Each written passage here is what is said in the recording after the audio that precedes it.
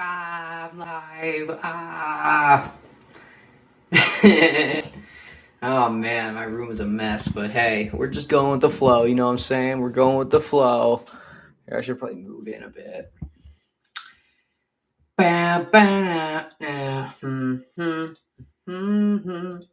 Hey, we got one like and one person in here, so you know, give me a yo, what's up? Let's get some people from the Discord as well, because they're all gonna pop in here real quick. They'll be like, yo, Sam Downey. Sam Downey, let's chill. Okay. Downey, let's chill. Oh, sorry. Hi. Today is really hot, I'll tell you that. I'm ready to get all gender up in here. Yeah, true. You know what's up. Yeah. Yeah, it's really hot today. I actually went on a walk. It was like 33 degrees Celsius out today.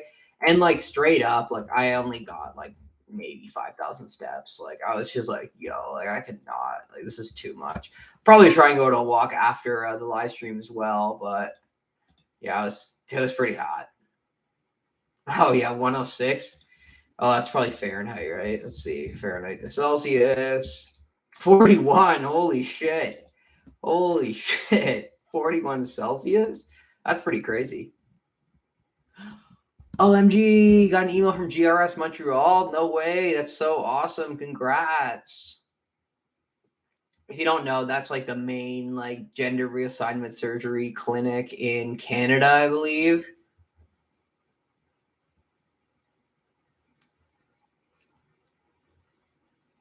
Yeah, wow, that is pretty darn hot. I gotta admit, I would totally die. I would totally like not be feeling that. You know what I'm saying? Like, oh whoa, hey, how's it going? And I was feeling excited. One of my subscribers made a video on their channel. If you haven't seen already on my Instagram, I posted a little snippet. But yeah, one of my subscribers on their channel, they made a shout out to me when they came out as non-binary. So I was pretty happy about that. I was like, oh no way. I don't know, it's just really awesome seeing like, you know, inspiring other people and stuff. Like it's really cool. It's really cool to see, I gotta admit. And it really makes me happy. So, you know, those comments and stuff, like don't underestimate how much they do for me. Just really do appreciate that. Oh, Finland, Germany. Yeah, we got Finland, Germany, Texas, Canada. Yeah. We got everyone here. Yo, it's hopefully in a few weeks about the surgery date. Awesome. That's pretty awesome, honestly. Really good to hear. I know sometimes the waiting list can be kind of suck. So, you know, that's good. That's good that hopefully, yeah, in the next few weeks you'll get your surgery date. Hey, I watched some of your videos. I love your videos. They're great. Sammy, so me, so is that how you say it? Oh, I think your name's Sam too. So Sam.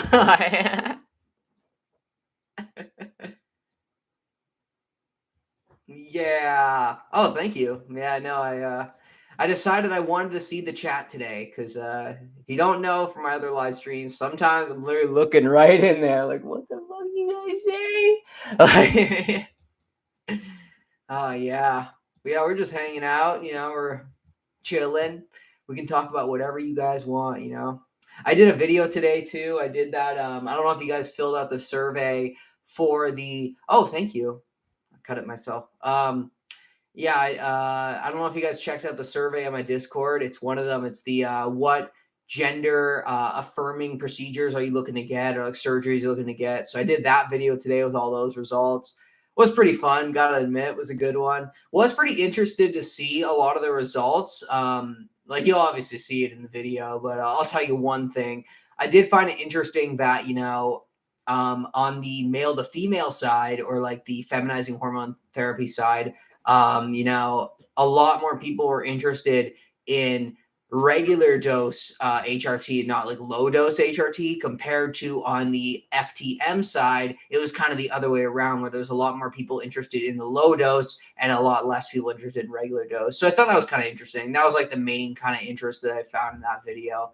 But I think it's just because, you know, FTM, like I'm not an expert. Don't think I'm an expert. Like, you know, but I'm just saying my theory. Like FTM is a lot more stronger. Like testosterone's a lot more stronger. You know, it does like lower your voice. You get a lot more visual effects, I guess, compared to MTF. So I feel like that's why a lot more people go on low dose at the start with testosterone compared to most people that start on like full dose of estrogen. Yeah, no, testosterone is a much more powerful hormone. Yeah, totally. Yeah, no, that's why I think it's a lot more people start in a low dose because you know, yeah, like I don't know, like with like male to female estrogen, it's like you know I can talk to someone and someone's gonna know just from my voice like that I was assigned male at birth or you know that I'm like non-binary something like that. But yeah, if you're like you know FTM and you're on a regular dose, like after a year, like straight up people are gonna think like you know they're gonna be like, whoa, you're a dude, like shit, like because you have low voice, like facial hair, that kind of stuff too. That's another thing too, is like, yeah, estrogen, like you can still grow facial hair too, even on a full dose. I was never really able to grow that much facial hair, so yeah, it doesn't really affect me, but someone who probably could grow like a full beard would probably be still able to. Um, Adam's apple removal. Yeah, that was one. That one I linked in with kind of just like the feminizing of the voice, that kind of stuff. But yeah, I know Adam's apple removal. Yeah, that seems to be pretty popular. That's something I would not fuck with though. Just because like I do sing and stuff, and I enjoy my voice, so I wouldn't want to have any issues with that. But obviously, there's different goals for everyone. Hell yeah, you know what I'm saying? That's why trans people are unique because we're all different, but at the same time, we're all pretty similar too. So that's why it's interesting, and that's why like every transition is valid no matter what, right? Like yeah, like straight up you could like not be looking into medically transitioning or anything like that, but you are looking into like laser hair removal and that like that's totally valid too, right? Like you don't have to medically transition to be considered legit. Like no, that's stupid. Like straight up that's stupid. Like that's straight up like convincing people into thinking that you have to medically transition to be trans or be non-binary, and then you know you have people regretting it because they're like, shit, like this actually wasn't my like journey. Okay, take it. Oh, pill form, facial hair. Ew.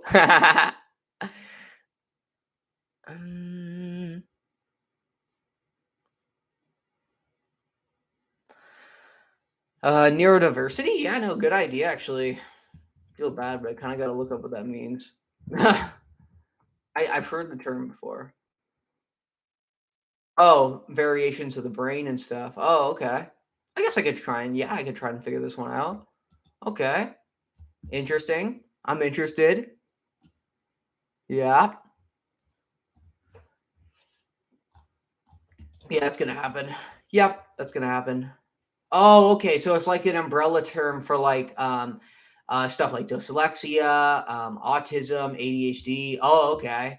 Interesting. All right. Now that's a cool video idea. Yeah, it's gonna happen. Okay, what else we got here? Yo, y'all just jumped in real quick. Like usually, like when you know the first 10 minutes, a couple people, but like everybody's here now. Hey, how's it going? All right, so hmm, hmm, hmm, hmm, what do you got here?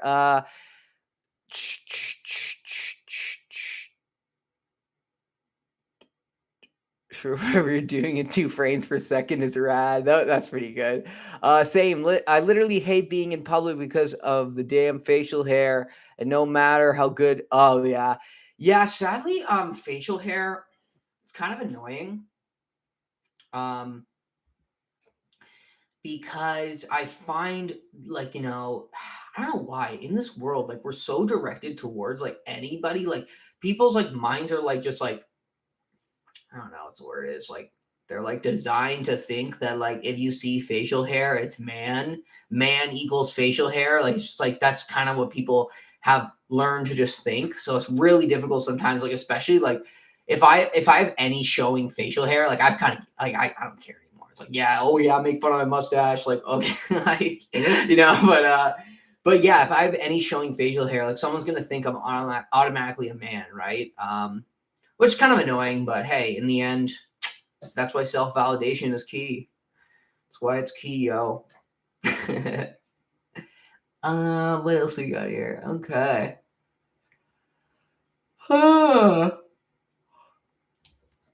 Oh yeah, I should get my Adam's apple removed, but I'm so damn scared of surgery. Yeah, I know, same. Like I'm always pretty scared of surgeries as well. Like especially when it comes to anything with the vocal cords. Like I just feel like it is a risky surgery and it's a long recovery and everything. You really got to like take it slow, so you don't damage your vocal cords or anything. But obviously, it is a very important surgery to a lot of people because I could see like an Adam's apple being pretty dysphoric to a lot of people for sure. Okay, what else we? Whoa. Yeah, everybody's in here. Yeah. Oh, here's a question about me. How's your day been so far? It's been pretty good. I was just telling people earlier, I did a video today, and then I also went on a walk, but it was so damn hot. Like I was like, yo, like I was like, nah, you know what I'm saying? Like after, I think it was about 5,000 steps. I walked a decent amount, but like no, after like 30 minutes, I was like, yo, like I'm literally dying out here. Like it's way too hot. So I came back, made some dinner for me and my dad, and made some pesto chicken. Oh yeah, it was pretty good. Pesto chicken, rice, and then also zucchini bites. I don't know if you ever done that. So what you do is you grab a zucchini, cut it up into like circles, right? Like little kind of like chips almost. Coat them in olive oil, put a little bit of like seasonings on top. I usually do like sriracha salt and like spicy seasonings. And then you throw them in the oven. Usually I do like, I don't know, maybe 400 for like 20, 25 minutes, and they come out like crispy and like, oh, they're so good. Oh, zucchini bites. Yeah. Yeah. And then the pesto chicken, I basically just I put it in a pan, not a pan, like almost like a baking thing. Usually like a cake pan, honestly. So it's a little bit taller. So I throw the chickens in there, cover it with pesto sauce, put a little bit of garlic on there as well, a little bit of olive oil, cover it up, cook it at 400 for like 20 minutes covered. Then I uncover it. Then I usually slit a couple, like do a little couple slits in the chicken, throw some mozzarella cheese in the slits, throw it back in the oven for another like 15 minutes or whatever to get that cheese all melty. Oh, like me and my dad, like we ate that shit up, you know what I'm saying? And then rice I cooked in the rice cooker. Yeah, it was good. Yeah, I like cooking. I've always liked it.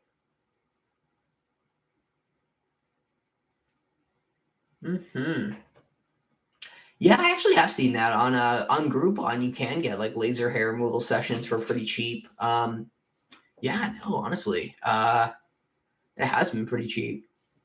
But I haven't tried anything out yet. Like honestly, I'm still debating on laser hair removal. Some days I do like my facial hair, and some days I don't. So it's like, damn it. But hey, you never know. You never know. I'm saying like I don't know. Some days I like having a little 5 o'clock shadow. Mostly on more masked days. But then it's like when I'm trying to be femme, it's like really frustrating. So I'm like, like we'll see. Okay. Would love a Sam Downey cooking show. Honestly, sounds educational. My cooking skills need the help. Yo, one day I'll do a full on cooking show. Because I got a couple of good recipes. My lasagna is like straight up to die for. Like, not gonna lie, like that's what I'm meant for. That's my staple. Even in my family and everything, it's always just like, oh, Sam, can you make your lasagna? Like, so that's usually my staple. My secret is I use sausage for the majority of it, not ground beef. Sometimes I'll mix it together. Sometimes I'll just use ground beef. People don't like sausage, but I like sausage because it gives it more flavor and it's a little bit spicier. And then provolone cheese slices is key as well. Provolone cheese is key in a lasagna. Really gives you that bite. And then pepperonis on top because, you know, I'm like that. You know, pizza lasagna is the way to go. Maybe I'll try putting pepperonis inside as well next time. You always got to change it up.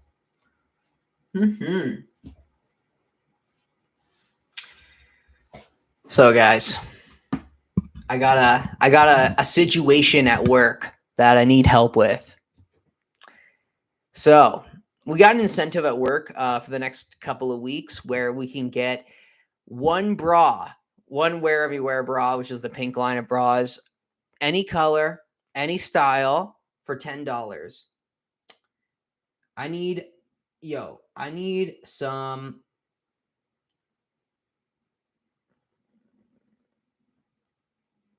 What? Dude, I don't have a nose ring. Okay, that's awkward. But okay. But this is what we got to do. So I get a $10 bra over the next like week or so. I need to find out what color I should get it. And we're going with a funky color. So, you know, like obviously neutrals and stuff, I can get those with my discount whenever. But I want to get like a funky color. You know what I'm saying?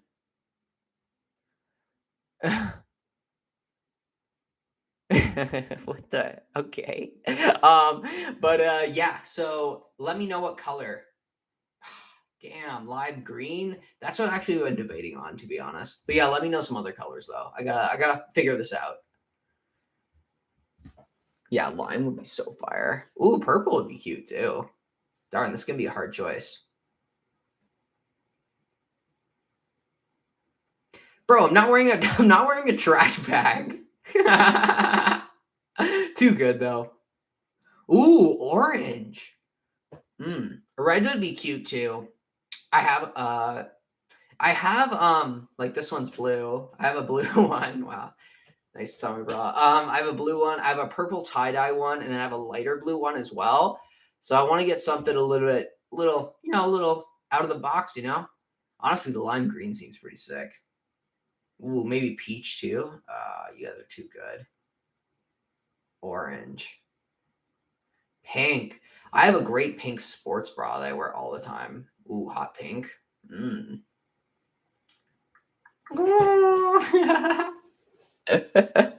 Oh, you guys are too good.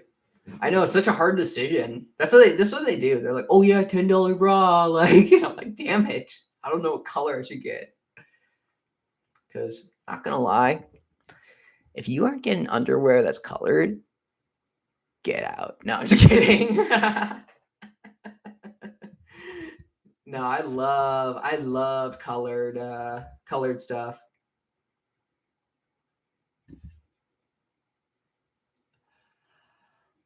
Oh, bra straps do some falling down. That's okay. Okay. Yeah, the possibilities are infinite. Ooh, pastel purple. That'd be cute. Tie-dye pink. Ooh. Yeah, we got a lot of good ones out right now. And then also, I think next week it's panty party, so I gotta get some more panties. You know what I'm saying? Like when we got the deal going on, you always gotta pick up some. You know what I'm saying? I like the high-waisted boy shorts, so I might get some more of those. But I don't know. Might get some thongs just for like photo shoots. Like I don't wear thongs just out, but photo shoots sometimes, you know what I'm saying? I'm trans. I hate wearing a bra. Honestly, same. I actually don't really wear them that much, like regular bras. I usually wear sports bras, but oh,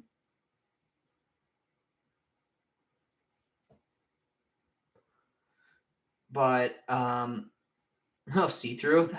Okay. I wish they made see-through ones. That'd be so hot. But yeah, no, like I actually don't really like wearing a bra either. Find them kind of uncomfortable after a while, but sports bras are my key. But this has to be like a regular bra though for the $10 item. So I was like, why not? I gotta jump on it. You know what I'm saying? Gotta have that $10 bra for sure.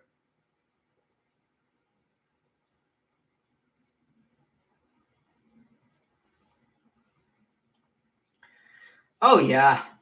It is kind of a thing you gotta get used to. For sure.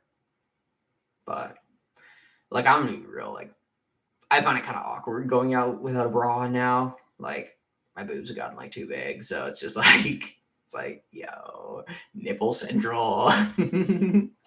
So I usually wear at least a sports bra when I'm out, or like a bralette or something. But sometimes I wear regular bras. Like this one here is a I'll show you it again. This one's a wireless one. Doesn't have a wire on the bottom, and I like those because they're really comfy. Sometimes the wires I find they dig in. Like I have a wired push up one back there. It's like purple and stuff, and like I don't know. I just find it kind of hurts my boobs sometimes. You know, kind of hurts my boobs after a while. That's why I like the wireless ones.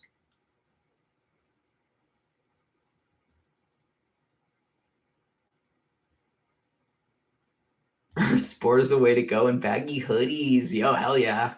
Hell yeah. I got my Beartooth hoodie that I rock all the time in the winter. That's my key.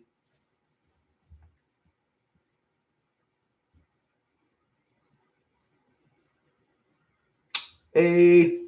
Yeah, no, wired bras, sometimes they're kind of a hit or miss. Like, I think they're cute in general. Like, I love, like, the look of it, but it's just, like, I don't know. Like, just after a while, it's, like, uncomfortable for me. That's why I usually stick with the wireless ones, just to be safe. But it honestly, it's totally personal preference. Like my friend at work, she doesn't like wireless bras. She only likes the wired ones. Like she thinks that the wireless ones aren't comfortable at all. So it's like almost the opposite. So it really depends on the person.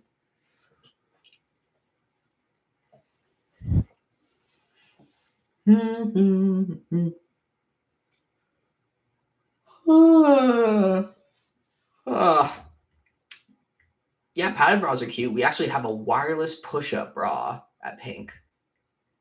So it has padding in it and it's wireless. I don't have one yet. This is a lightly lined, but I want to get a wireless push-up for sure. My manager is like obsessed with them. She's like, yeah, I know they're the best. Like, trust me. I'm like, all right, I gotta try it out. Yeah.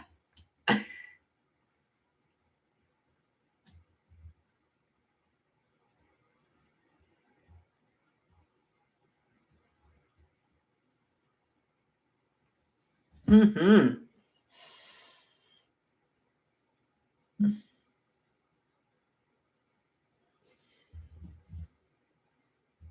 Mm-hmm. What do we got here?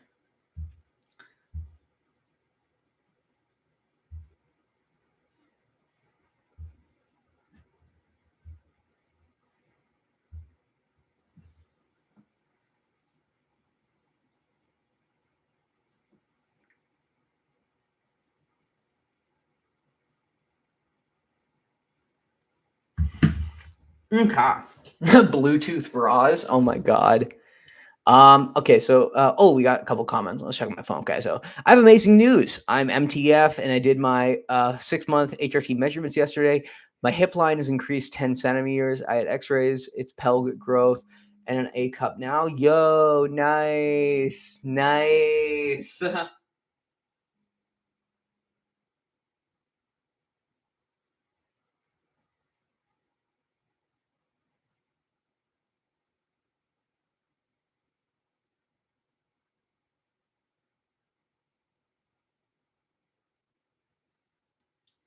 Okay. Sorry, my friend had some stuff go down and wanted to talk on the phone, but I was like, yo, I'm talking to my homies right now. Talking to my homies. Call you later. All right. So what do we got here? Bluetooth. Oh yeah. No, that's awesome though. I'm an A cup now. Keep in mind, don't get me wrong.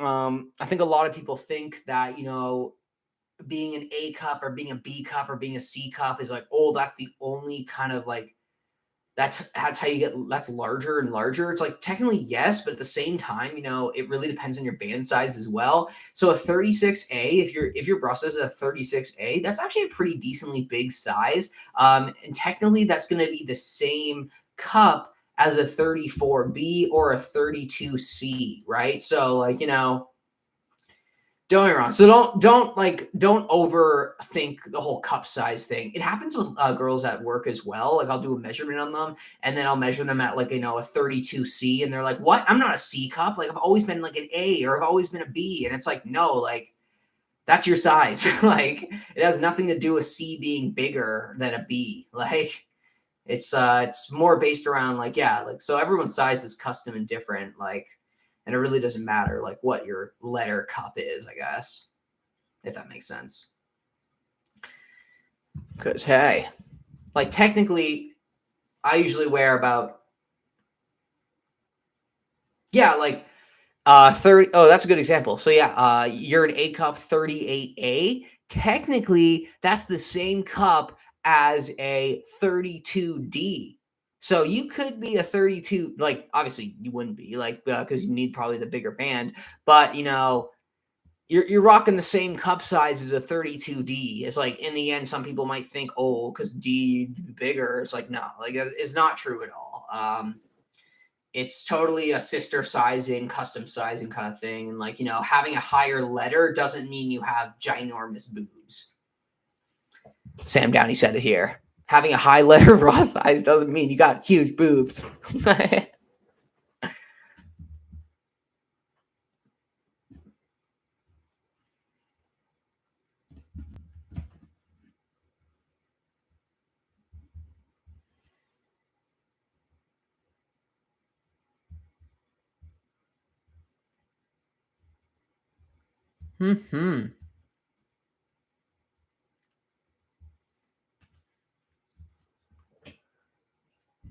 Learning things I never knew today. Yeah.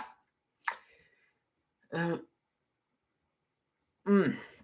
Oh yeah, here's a good conversation. I wish I could go braless or even completely topless. Nice. Okay, so what do we got here? This is a good one here.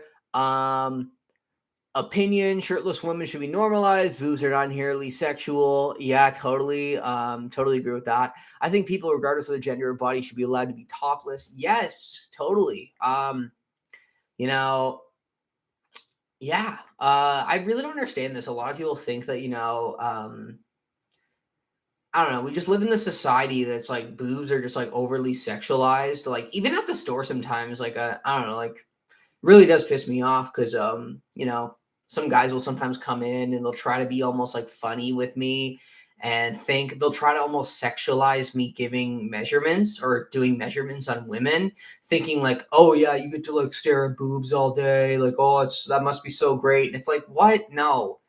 Like I'm doing measurements. Like I'm like that's never crossed my mind at all. And like I'll tell you straight up, like, you know, I'm into girls. Like it's not like I'm not into women boobs and that stuff and like, you know, people with boobs. Like, you know, like I am into that, but it's like you could be professional too. Um and I think it kind of has around the same line as the whole topless and so that going topless. It's like, you know, oh, it's distracting. It's like, no, it isn't. You're just making it distracting. Like it's someone's just not wearing a shirt. Big deal, bro. Like, yeah. Yeah, it gets a little bit frustrating. That's the kind of stuff that kind of does make me uncomfortable when like people do that. It's like, yeah, when like guys or something will come up and try to like almost sexualize my job to think that like, oh, I have the best job ever because I get to like do measurements on women and I get to like touch boobs all day. Like, no, like absolutely not. Like that has never crossed my mind. Straight up kind of disturbing if you think of it like that. Like what? And in the end, you know, um, anybody can apply to work at a bra shop. Like there's no mandatory like, oh, you have to be a woman or anything like that. It's just like you just got to be professional. And you know, if you can't handle something like that, like that's just stupid in general. Like how you can't like, you know, handle something as little as that. Like that never crossed my mind. And I've been doing measurements since day one, right? Like it wasn't even like, you know, they asked me if I didn't want to do, well, I think they did actually. They did ask me like, they didn't know if I would be comfortable with doing like measurements, and I was like, "What? No! Like this is Victoria's Secret. Like I thought that's the job. like, like that's the job is the science behind the bra fitting. Like that's the most important part of the whole entire job. Like the other stuff, you know, adding on products, cashing people out, just being friendly in general. Like, it's like that stuff comes next, but the bra fitting is the main key. It's getting measurements. Yeah, I remember they asked me that, and I was like, "You can opt out of doing measurements." Like,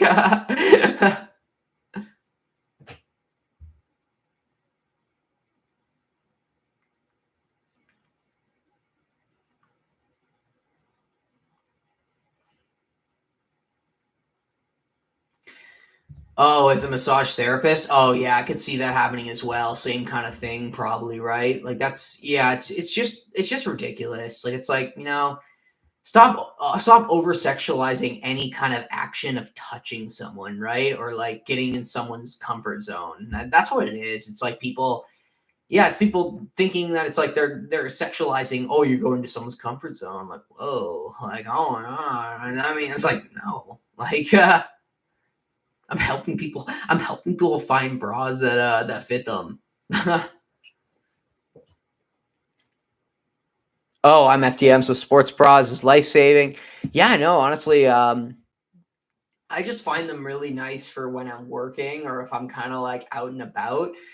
Because I don't know, it's just like it's just easy. It's just compressed in there, and then it's like you're good to go, right? Like, you don't have to worry about boobs or anything. It's just like they're just there, they're being held, they're compressed, they're boobs.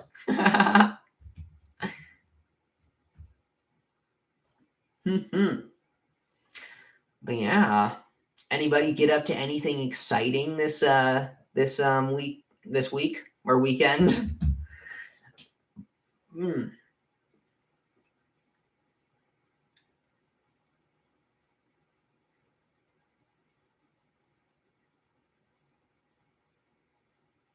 Mm.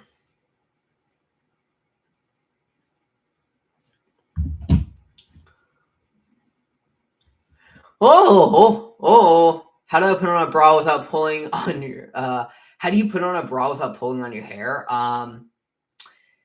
It takes, I guess, a little bit of skill, but I kind of figure it out. I'll hold my hair up or something, and then I'll put the straps on, then I'll like take the hair out. Like, I guess it kind of gets yeah, it takes a little bit getting used to, but it's overall it's not that hard. I put on a lot of bras, you know what I'm saying?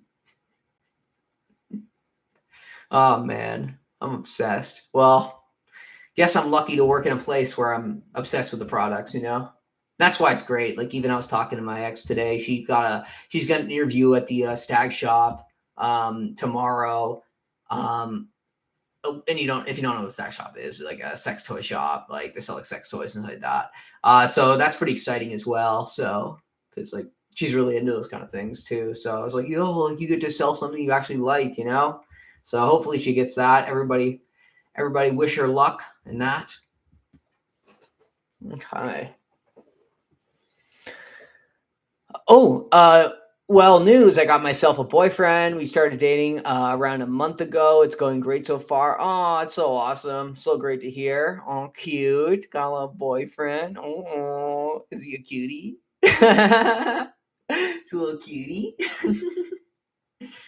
Oh, I love boys. I love cute boys. AKA Caleb from Beartooth. But I love boys. And girls and non-binary people. Okay, so clothes shopping. Oh, nice. Clothes. Get some clothes. Mm, okay. So I just want to let you know that I am relating 110 with your dating as a non-binary person video on YouTube. Know if it's don't know if it's a non-binary thing not to have a sex drive. I'm gonna be honest with you. Just from what I've seen in the Discord server that I'm gonna hype up right now, just because you guys got to join. There is a not safe for work part, and just from seeing that, I don't think it's a non-binary thing not to have a sex drive, because there's a lot of there's a lot of motherfuckers who have a big sex drive in the Sam Downey clan Discord server. But um, myself though, I don't have a very strong sex drive, I would say. You know, I have to be like really in the mood. But I don't mind it. I've kind of came to terms with that. Like, I used to put pressure on myself to be like, oh, why don't you have a sex drive? Like, what you need to like be more sexual, that kind of stuff. Like, you need to go out and like hook up with people. But but honestly, I just kind of realized that that's just not really me.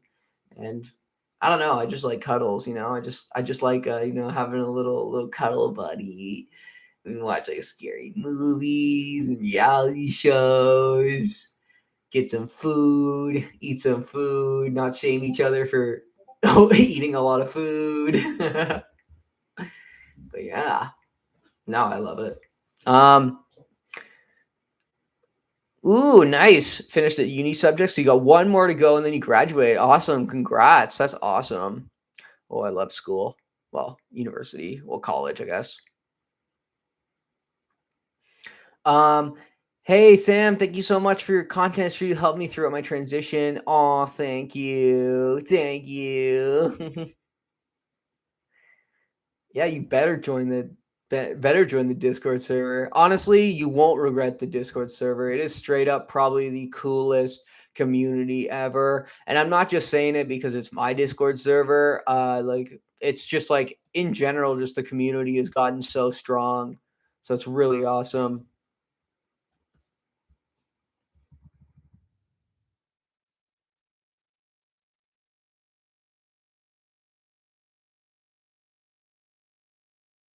Hmm.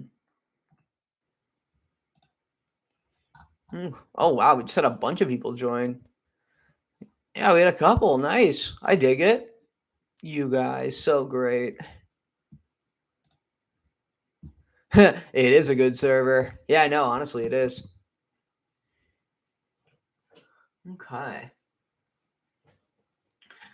But yeah, it's kind of how she goes. You know what I'm saying? That's how it goes. Wow, we got 19 people here. Y'all are chilling. Y'all are chilling. Got some mosquito bites over the weekend. That's what these guys are. Ouchie. They're itchy. Itchy mosquitoes. Oh. Yeah, I think we're at like 225 members right now, which is pretty good, honestly. Pretty good. Not gonna lie. Hmm. Oh, I got that. Okay. All right. Bow, bow, now. Hmm. Ooh.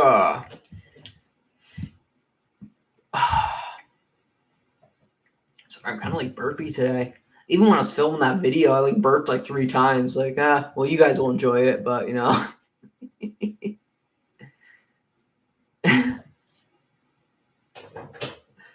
Ah. Well, yeah. What's everyone's doing?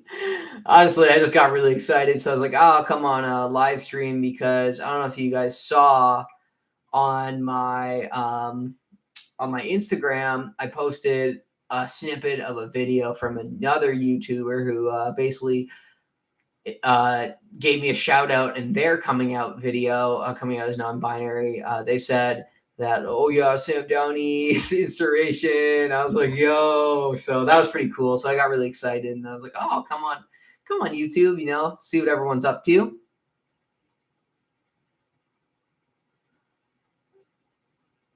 Hmm. Hey man, I think everybody should start a YouTube channel. Don't get me wrong, obviously it is a lot of work. But you know, even just like starting like documenting your transition, like it's still like a good resource to have for other trans people. Like obviously you don't have to do like, you know, videos like various topics that I kind of do, like, you know, where I post videos all the time, but you know, even monthly updates. If you were just doing the monthly updates, it's still like pretty good resource for other you know, questioning trans people or non-binary people, because there isn't really a lot of content out there, especially in the AMAB non-binary kind of sector. I find there's a lot of AFAB non-binary representation out there, a lot of trans women representation out there, but there isn't really as much AMAB non-binary representation. So it's, yeah, that's why it's really good to have that out there. Obviously, don't get me wrong. If you're AFAB, a non-binary, or if you're a trans woman, like hell yeah, like, you know, still do a YouTube and document your transition, like hell yeah. But like yeah, AMAB non-binary though, that's what we need the representation in for sure. I don't know, like some people just like don't think we're legit, and I'm like, yo, we are. Trust me. Non-binary isn't just like, AFAB people. Like that makes no sense to me. Like some people that say like, oh no, like being non-binary is only one way. It's you basically have to be assigned female at birth and you have to dress like androgynous or like almost butch like. And it's like, yo, like all you're doing is putting non-binary into a third box when it's not that. It basically means that you just don't conform to any gender norms. Like that's honestly the easiest way of explaining non-binary is you don't conform to gender norms. Which I don't. You guys know I don't. Straight up, I'm sitting here I'm wearing a bra, I'm wearing a tank top that I made out of a guy's shirt, I'm wearing some guy shorts, like, just doing me.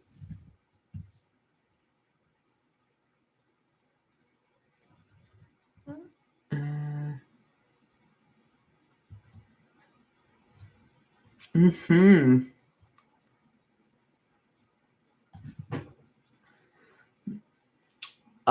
you think you'd be supportive, I would for sure.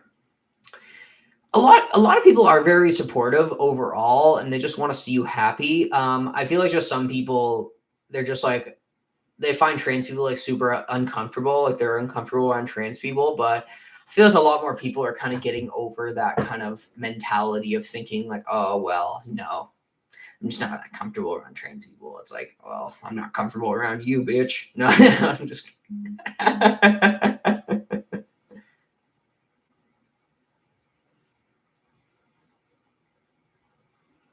I recently had an argument with a person who said non-binary people need to look androgynous and have brightly colored either short or long. That's so stupid. What? They have to have brightly colored either extremely short or long hair. It's just like when people make those kind of comments about like, yeah, you have to look androgynous, you have to do this, you have to do this. It's like all you're doing is like I was saying, like you're creating a third box. It's like male, non-binary, female. Like it's like that's not what it is. There's male and female, which are the binary genders, and then there's non-binary, which means yeah, you don't conform to any of that. And there's certain ways of being non-binary depending on the person, right? That's all it is, yo. It's like it's not that hard to grasp the concept, and like I don't know, some people like they're just like so like they just don't want to educate themselves so much. And it's like, guys, it's really not that hard, It's like it's not like I get it. Like I guess if you don't have gender fluctuations, like or you don't land on the gender spectrum at all, or have had any kind of like gender spectrum like experiences, obviously it's probably hard to get around the concept. But it's like I don't know, open that part of the brain that does that, bro. No, just kidding. But hey, you guys know me. Every single person on this planet has a part in their brain that can access the gender spectrum overall. It's just like, we live in this society that's like so based around societal norms of each gender that too many people are too scared to unlock that part of their brain. But everyone here I know for sure has unlocked that part of their brain. Even if there's like a cis person here, then they're still like, they're still understanding the concept. And like, even though they might consider themselves cisgender, they still probably have had gender fluctuations for sure. Man.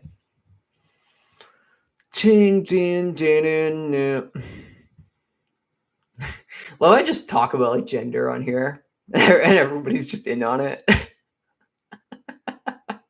But I guess like, I guess it's the same with me, right? Like, like I love working. I love going to work, that kind of stuff, but I'm the only trans person at work, right? So I can't really have these conversations with people because like they just don't really like, I guess they can't really relate, right? So obviously they're super supportive and all that kind of stuff, but they still just can't really relate to talks about gender identity about that. So, when I can come online here and talk to you guys about it, it's like it's pretty cool. And I feel like probably everyone else feels the same too, like in their everyday life, unless you like somehow have this like amazing friend group of like 15 trans people. But let's be real, really doubt that anyone has that. Maybe if there's like someone younger on here, but anybody over the age of like 25, like that would be rare.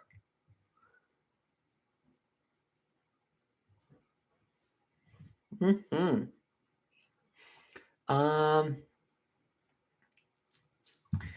Oh, when I tell people I'm non-binary, they say you don't look non-binary. It's so annoying. Like, I didn't know there was this societal standard of what a non-binary person is supposed to look like. That's pretty interesting. Like, so I don't know. I don't get it. I don't get it. Um. Yeah, I just wished, yeah, people just minded their own business. Yeah, that's another one too. Um,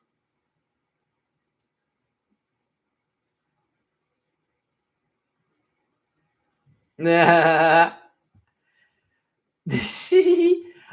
my, oh, this is a good one. You missed my theory earlier that working at VS will give you boobs.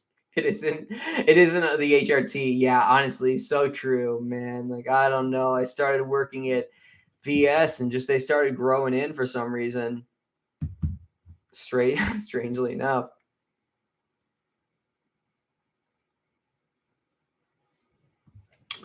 Wow, everyone's jumping on. Okay.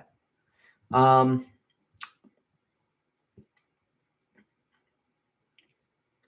People look at me works. Yeah, no, okay, what else we got here? Oh, I love when we talk about gender and sexuality because it's so interesting. Yeah, of course it is. Oh yeah.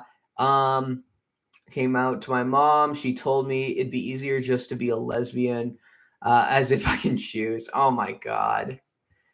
Like what? Like who the fuck would say that? Like straight up. Like what?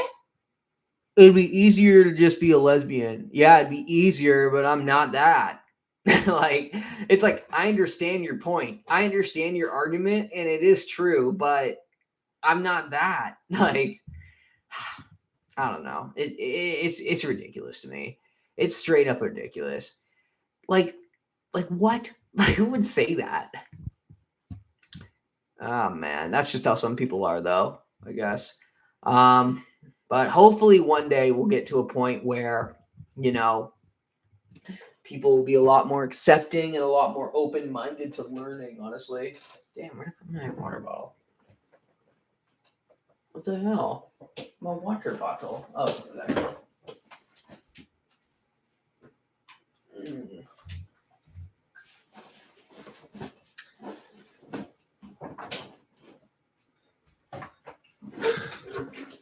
Okay.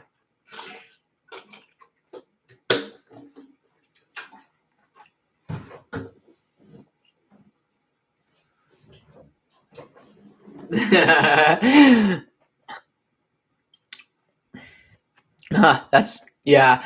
My mom said the same. I said she said she'd rather I was gay, but I'm a trans woman and I'm gay, so I told her I'm gay too. Oh, that's good. That's too good. Oh my god. Um I love 2 weeks HRT, estrogen injections and spiral. Did your appetite increase? Oh yeah. Yeah. Yeah. Also don't be afraid to, eat more because your body is like, needs those fats and calories to really be able to redistribute fat and everything like that. So, don't be afraid to eat more because your appetite is more. But yeah, for sure I totally gained a way bigger appetite for sure. Okay. What else we got here? Hmm. Um, when I came out as non-binary to my mom, she said she won't believe me until I get medical proof of my non-binariness. I don't know what to say to that. This is what you say. Listen, bitch. I don't give a fuck. No, no. No, that's ridiculous. Like honestly, if people don't want to believe things like that, just tell them that like honestly that they're not worth it to be in your life. It's sad to say, but obviously you can probably play Sybil or whatever, but don't listen to what they say. Mm.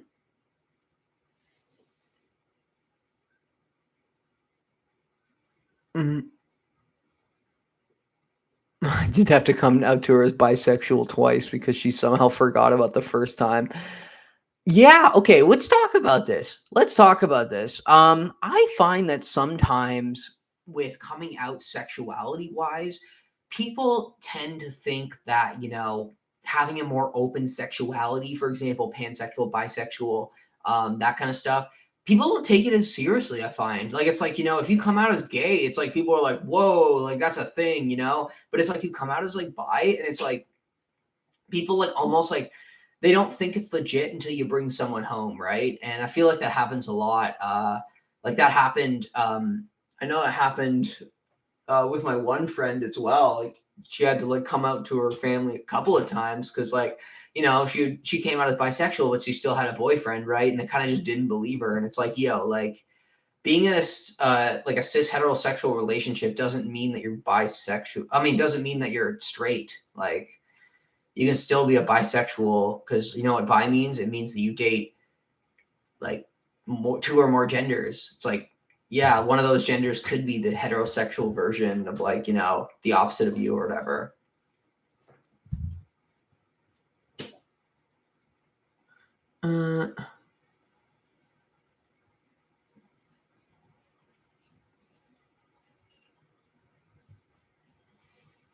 Mm-hmm. So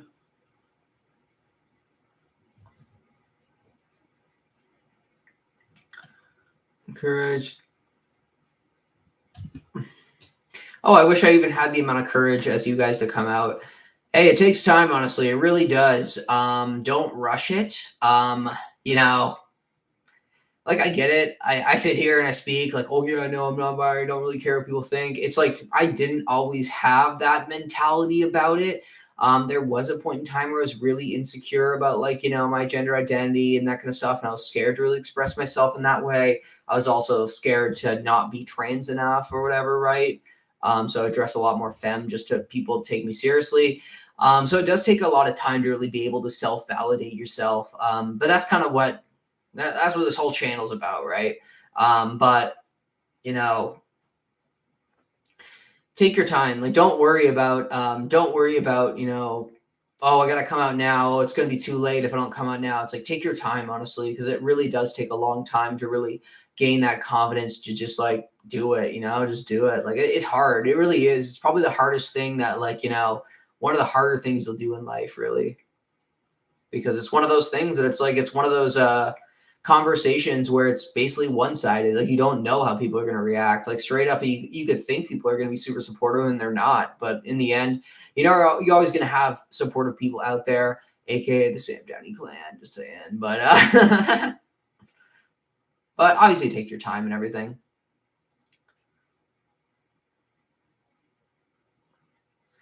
Hmm.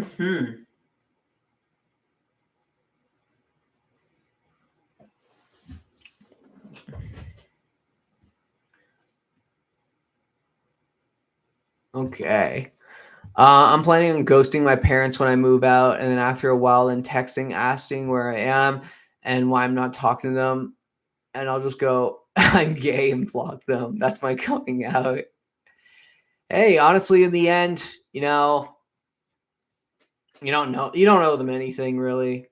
Um, I don't know. We live in this society that's like, kids owe their parents something, and it's like, I didn't ask to be born by you. It's like, I don't know you shit. You know what I'm saying? Like, obviously, I'm gonna be nice to my parents. I mean, not because they're nice to me, but it's like, these parents that like think they can like control their children and stuff. It's like, no, like, nope, sorry. Okay. Oh, here's a good one.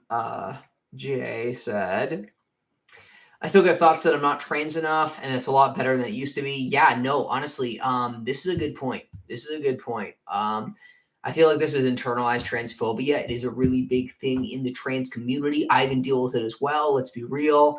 Because I do like shopping in the men's section still, and I am assigned male at birth. So sometimes, when I'm doing that and I start gravitating towards more male clothes, I get the same thing. Like, am I not trans? Like, I'm not trans enough. But really, it's like,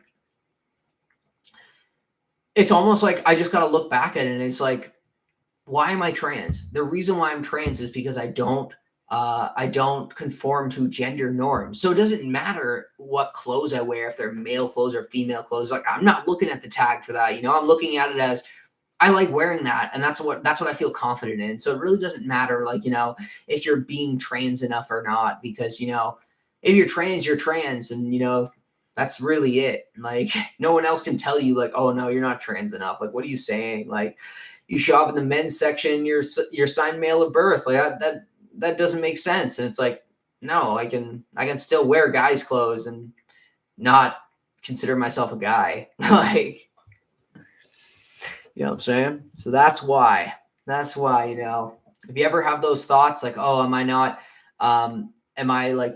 trans enough? I'm not, like, just think of that, honestly. It's like, you're trans because you don't conform to societal gender norms. So, no matter what your clothes you're wearing, they're clothes. They're not guys' clothes. They're not female clothes. They're not girls' clothes. They're not, not non-binary clothes, or the fuck that is. Like, androgynous clothes. Here we go. What do we got here?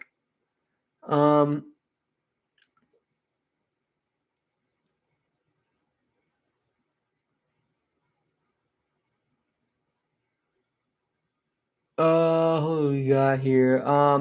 Took me a while to work up the courage to talk to my wife about HRT stuff, even though I've been gender fluid cross-dressing for years. It's scary not knowing how someone you care about will react. No, honestly, that's a big thing too, as well.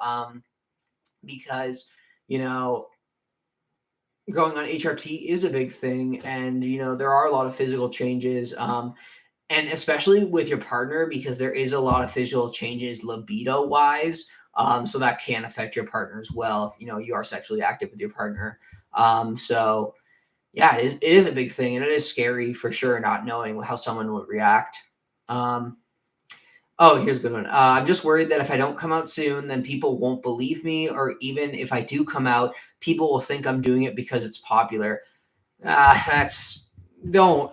So we'll tackle the first part first. I'm just worried if I don't come out soon, people won't believe me. I'm going to tell you straight up. Actually, it's probably the opposite. I find that, if you come out in an older age as transgender, a lot more people probably take that a lot more seriously than someone who's a younger trans person. Obviously, no. I strongly believe you do know your gender identity at a young age, but like, for some people, they still will believe like, oh no, you have to be like, mid 30s to really make that decision because it's such a big decision, So obviously there's never a time that it's too late. And even, if you do wait a couple of years, you probably are going to have an easier time in general with people because, you'd be an adult, I guess, right? Another thing is, or even if so the other part is, even if I do come out, people will think I'm doing it because it's popular.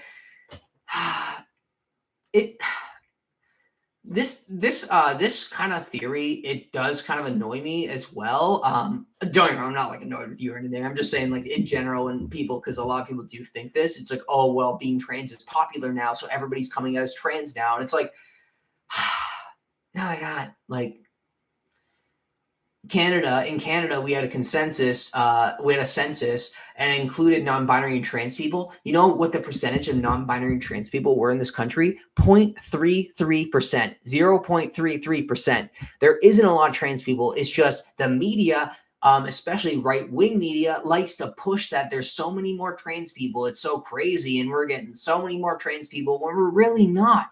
All they're doing is they're trying to push this argument about trans people so they can be silenced about other issues in government and everything like that. So it's just annoying when people say it's popular now and it's a new trend and everything like that, because it's really not. It's really not. Like 0.33%.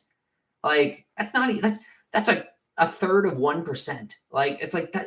Being trans isn't a big thing. It's not popular. And it's like, for example, I work at Victoria's Secret, and we have two stores. We have two stores in the mall, the pink store, and then across the hall is the Victoria's Secret store, right? Like, they're not joint stores. I'm the only trans person in between both of those stores. Like, it's like there isn't a lot of trans people. Like, it's like I meet a trans person, like I see a trans person on the subway like maybe once a month, you know? It's like and I live in Toronto. Like it's just like being trans is not a trendy popular thing. It's really not. Like it's just like, yeah, the right wing just likes to say that like everybody's coming out as trans now, everybody's LGBT now, and it's really not the case. It's more people are accepting of it, and you know, the right likes to include the people that accept it as being that. Because they're like, oh, you're gonna be like manipulated into it soon. And it's like, no, you're not. Like, what?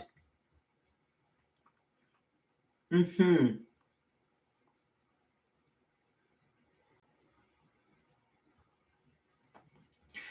Oh yeah, okay. I get thoughts of that when I wear skirts and dress. I'm a trans male. Yeah, it really sucks. Yeah, no, it goes the other way as well too. Like, you know, and I feel like you probably get hit in the face a little bit more in that sense when it's female to male because, you know, we do live in a society that, like, you know, if you do have a male dominated or a testosterone dominated body, it's like you're supposed to, like, you know, only wear masculine clothes, only wear masculine stuff, be masculine 100% of the time. You show any kind of femininity and it's like considered like, you know, it's considered wrong or whatever, right? So that would be really hard for sure. But hey, honestly, doesn't matter what people think. You know, if that's your vibe, that's your vibe. Literally. I think it's hot too. Yeah, literally my internalized transphobia means I act like a vampire to garlic when I approach the women's section. Yeah, that happens. There you go. I'm AFAB. I still shop in the women's section a lot because apart from t-shirts, men's clothes are most stores are so boring. Yeah. Yeah, men's clothes is fucking boring. It honestly is. Don't get me wrong, I love men's cut t-shirts. I really do. I love band shirts, that kind of stuff. So I do wear men's cut shirts for the most part. But yeah, I do find sometimes the selection isn't as good in the men's section for sure. Especially for like I guess like more fancier clothes and stuff, because it's usually directed towards just like a suit. And it's like, I don't want to wear a suit. I want to wear a cute black dress, all dolled up, fucking push-up bra with the boobs hanging out. No, no, but I do like black dresses. Ooh, that's my go-to formal. Okay.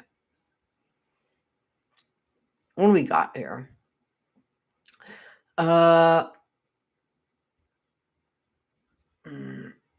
We came out of 12. Holy.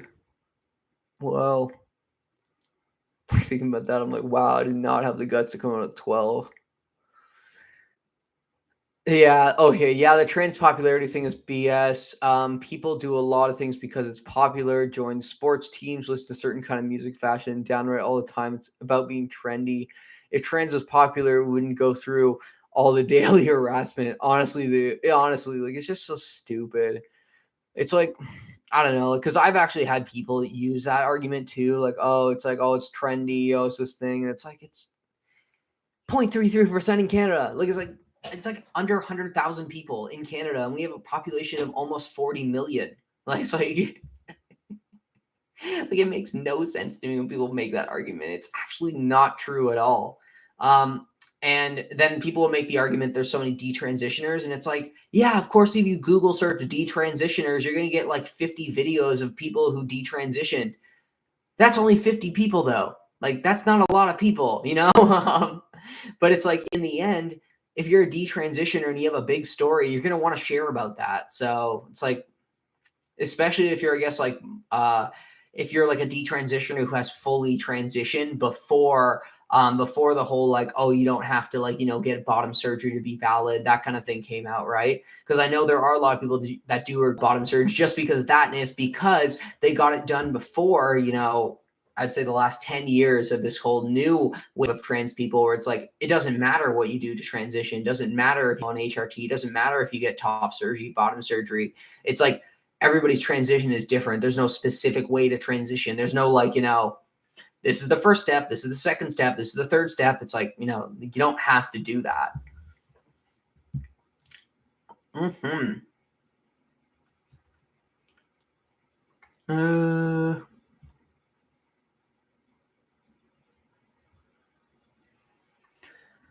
Uh, I'm only out to my closest friend and came out to some of them in early. Oh, okay. Cannot imagine me fully out. As early as, oh, wow. Yeah. Sam, it's interesting that you say you spent years contemplating HRT. Last year, I discovered HRT and I knew almost instantly that I was trans and needed a test really soon. Oh, yeah, for sure. There's obviously different ways of like getting you, I guess, you know,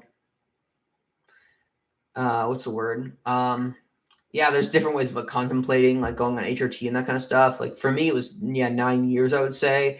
I learned about HRT when I was probably 15, 16, and then I went on hormones when I was 24. So yeah, but 9 years. Obviously I maybe probably would have started a little sooner overall, like not like 15, 16, but like maybe like 21, 22, if I wasn't in a relationship at the time, because like, I kind of knew that my relationship was going to end if I went on HRT. Well, or I just knew that that might happen, right? So that's why I kind of held back. But still, yeah, I would say about 9 years of contemplating HRT and everything.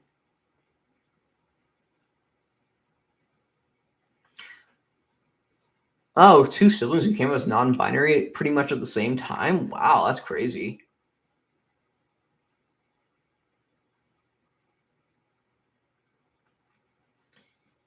Okay. Have to wait a minimum 6 months to get access to HRT here in the UK. I believe that's around the same as in Canada. It's usually about a 6 month wait. If you're an adult, I don't know about kids or anything like that. If you're underage, it's a little different. But yeah, if you're an adult, it's about 6 months wait. Yeah, it's the thing. I was 21 when I discovered it, almost 22. Yeah, literally. Okay, nice. Nice. Honestly, really, I think it just depends on the person as well. Like, obviously, maybe like you probably were already having thoughts of wanting to be like or being a different gender identity. You just didn't have the resources yet. You didn't know about it right yet. I just learned at a really young age about it because, like, I don't know, I was always kind of a nosy kid, and I was always on the internet, like searching stuff and stuff like that. Like, so I always thought it was pretty interesting. I was also into like, trans porn and that kind of stuff too. So like, I wonder why I was into that.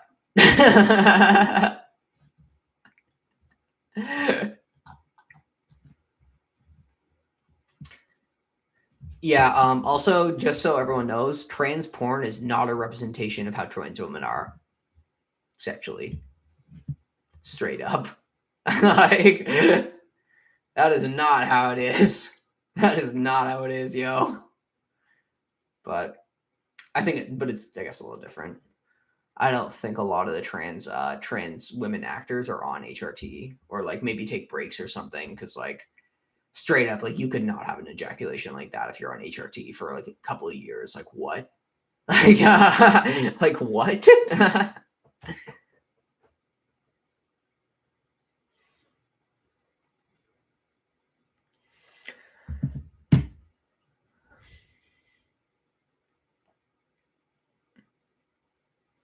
Something I struggle with being transmasculine is musical theater, because all my dream roles are out of my range. Do you mean like out of your range as in like their male roles, or is it like you just your voice wise doesn't work with the vocals? It's not like low enough or something. Yeah, no, interesting though.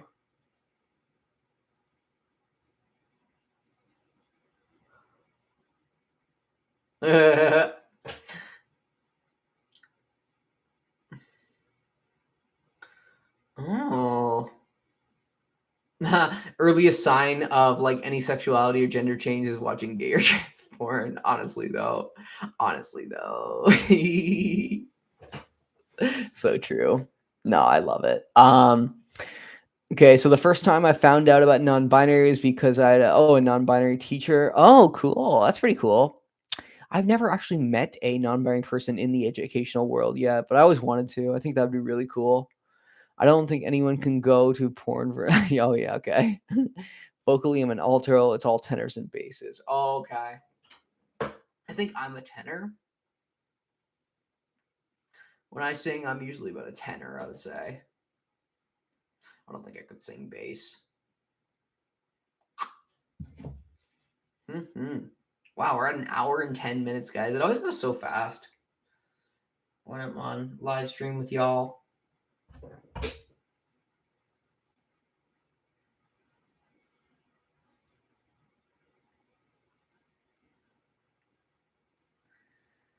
Okay.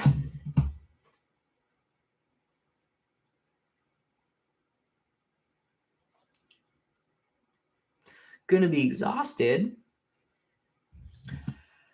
Got school or work.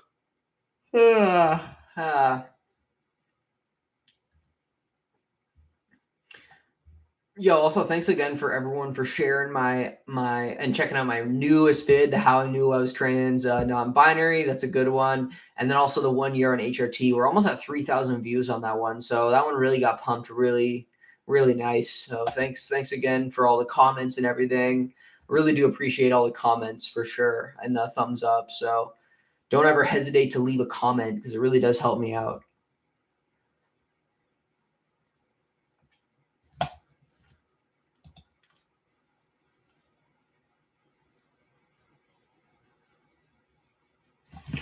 True. Sorry to hear that though, even though you didn't really know them. Yeah, no, funerals are always hard. I've been to a couple. Yeah, me and my ex's friend, she ended up passing away overnight randomly. She's 23 years old. She ended up passing away just overnight. We don't really know the cause or anything. I think it was something to do with like diabetes, like undiagnosed diabetes. But yeah, we went to her funeral, so that was the last funeral I was at. Pretty sad though, 23 years old. Like damn.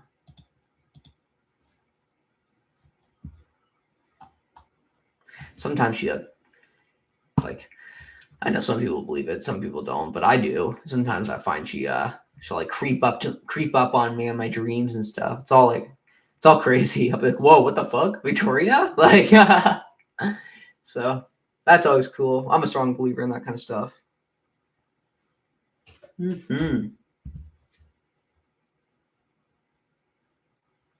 Oh, it's okay. Honestly, it's been a while now. It's been probably about 2 years.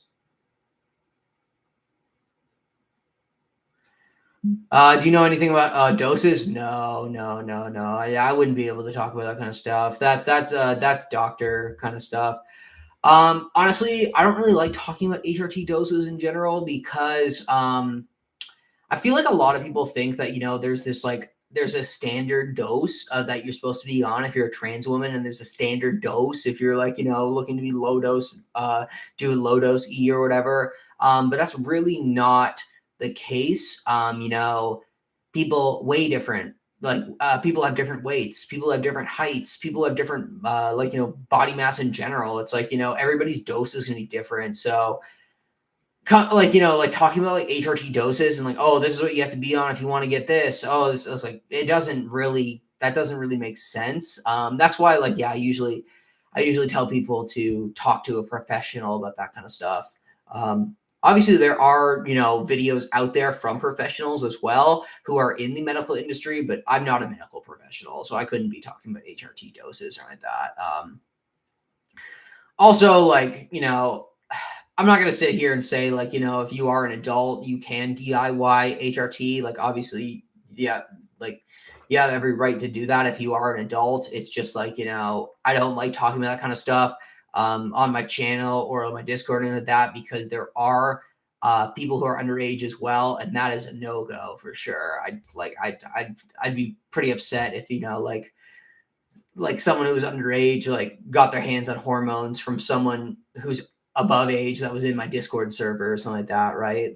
It's not really a smart thing. I'm gonna be honest with you, Of course, there isn't a lot of risk to hormone replacement therapy, but there are still risks, and that's why you should be going through a doctor. And I get it. There are some countries that you can't get a doctor, and they don't have trans care or anything like that. And as an adult, you have every right to do that. But I don't recommend that though. Like, kind of sketches me out for sure. And like, I'm not saying like, if you live in like the UK, going through private healthcare to get it because it's a lot faster, that's a totally different story. That's you're still dealing with professionals. Like that's different. I'm talking like people who order online from like, third world countries to get HRT and stuff. Like that's where it sketches me out. But don't get me wrong. I feel like a lot of my subscribers have the same opinion on that. Like, right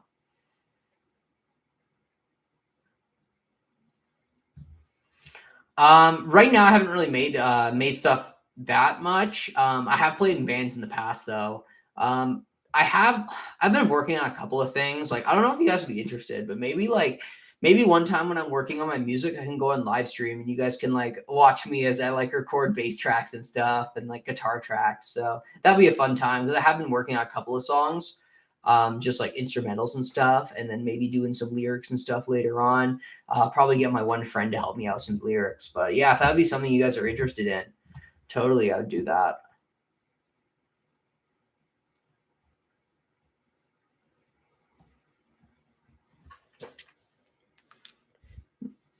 Mm-hmm.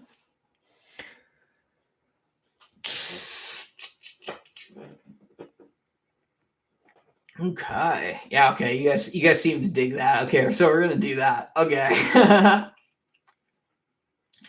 Yeah, I have like a distinct kind of style that I've been working on. I have acoustic bass stuff that I just play acoustic bass and sing to. And then I also do kind of more rocky stuff as well that I'm working on, like more heavier stuff. It's kind of my two styles.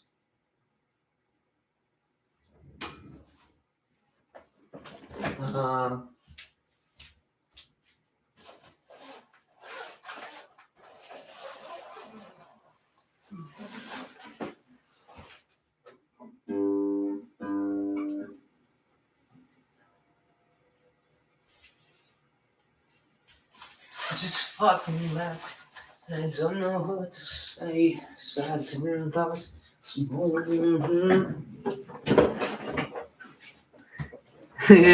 It's actually a bass, but it sounds like a guitar. Here, I'll just tune it real quick.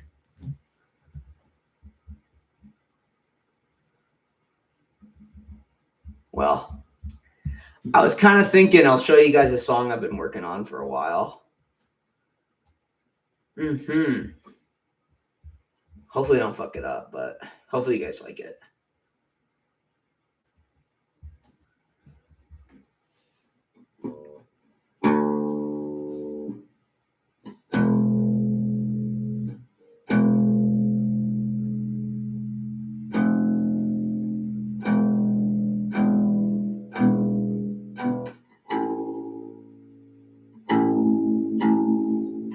I don't even know why I tuned those two strings. I don't really use them. I just fucking left. I don't know what to say.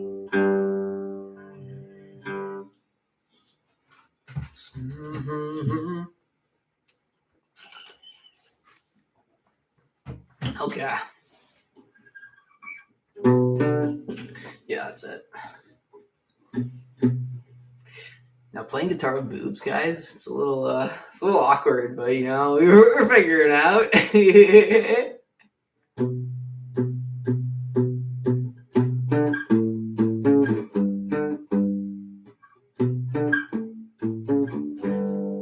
I just fucking left, and I don't know what to say. Silent thoughts.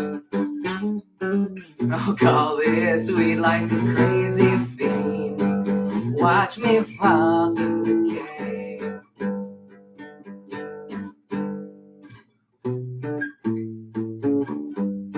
Bonnets to the face. Gotta win this breakup race. Pretend to be happy on the verge of breaking down. Every time I dress up, it gets awkward. I feel like we're going downward. I cry in my room. You'll get done by some cool stranger. Every time I dress up, it gets awkward. I feel like we're going downward. Drink away this womb, and you'll get fucked by some dope asshole.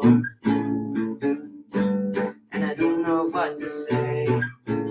Silent thoughts. Smoke all this weed like a crazy fiend. Watch me fucking decay.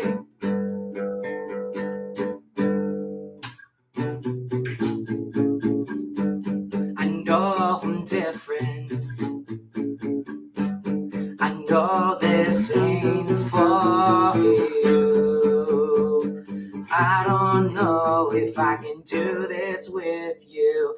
Every time I dress up, it gets awkward. I feel like we're going downward. I cry in my room. You'll get fucked by some dope stranger. Every time I dress up, it gets awkward. I feel like we're going downward. Drink away this room. You'll get fucked by some dope asshole. And I don't know what to say.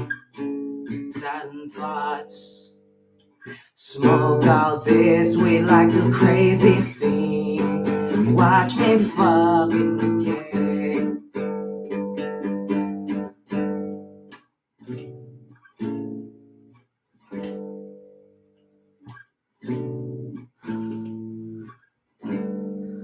I just fucking left, and I don't know what to say. Silent thoughts. Smoke all this weed like a fucking fiend. Watch me fucking decay. I just fucking left, and I don't know what to say. Silent thoughts. Smoke all this weed like a fucking fiend. Watch me fucking decay. I said, watch me, whoa, watch me fucking decay. I said, watch me fucking. Sorry, I wasn't ready for the high part, but I usually scream it. Oh man. Yeah, so that's kind of like the style I'm working on right now. Yeah, it actually turned out pretty decent. But yeah, I've been trying to record that one. Thank you. No, thank you. That was the first. Honestly, I haven't played like I actually haven't sang and played before in front of people in a while. So you need to go super metal. I'm working also on like a bridge part too. The chords are basically going to be like. Oh.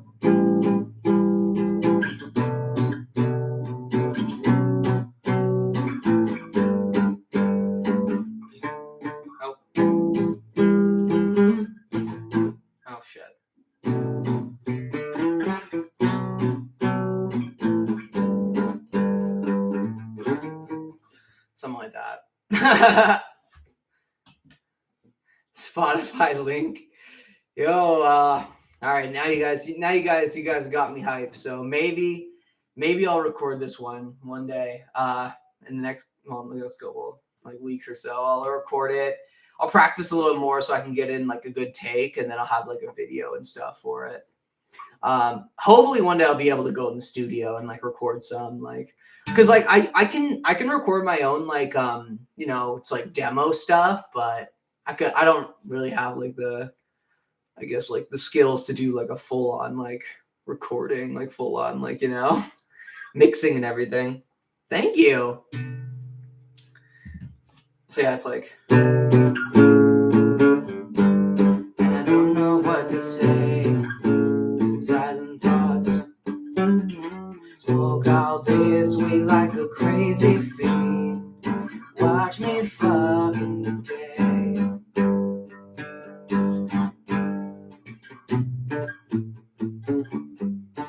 Bullets to the face.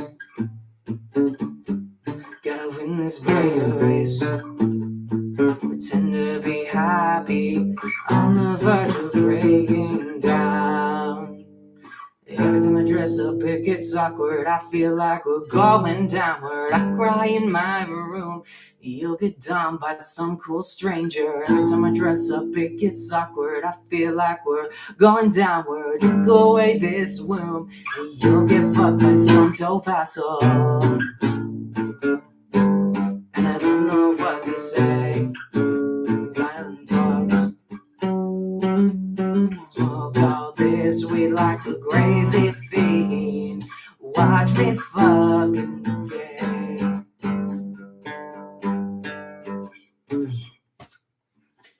There's like this riff that I want to throw in. It's just like so hard to sing and play it. It's like so it's like oh, so it's like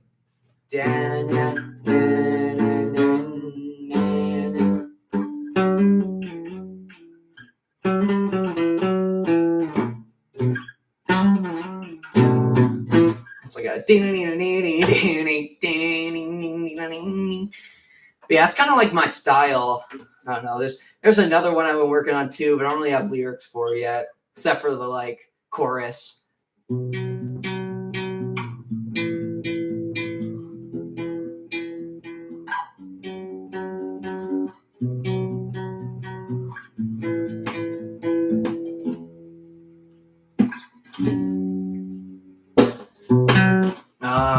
I actually might have the lyrics for this guy that I've been working on. So this one is not fully done yet. Well, that one isn't really either, but still. Let's fuck on the beach. Yeah, that's the one. That's the let's fuck on the beach. That's the song. Let's fuck on the beach. Take a hit of this weed. Okay. Maybe it's on my phone. Probably is. I drive my Jeep Liberty all the way to your place. Yeah, bring a bunch of weed, we can smoke it all the way. Okay, here.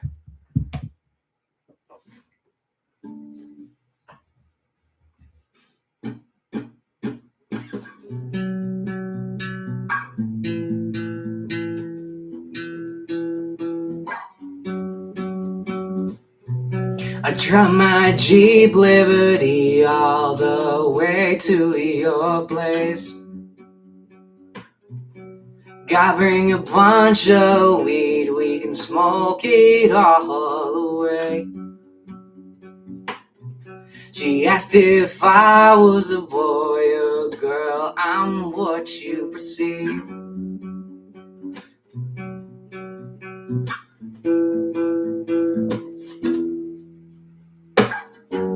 Let's fuck on the beach. Let's fuck on the beach. Take a hit of this weed. Let's fuck on the beach. Baby, then you'll see. Let's fuck on the beach. Take a hit of this weed. Whoa, yeah. That's all I have for that one. Thank you. I actually didn't really know about this one, but I'm really digging it. Take a hit of this weed. Thank you. Yeah, it means a lot. Honestly, like, I don't know, like, I there are probably a couple other singers in here, but I just like, with bass, I can straight up play in any band and rock out, and I'm like, yo, I'm killing it. You know what I'm saying? I can be fucking up so hard. And it's like, but with like my vocals, like, I'm just like, this is not good enough. Like, just like, so it's always good to hear that. So thank you.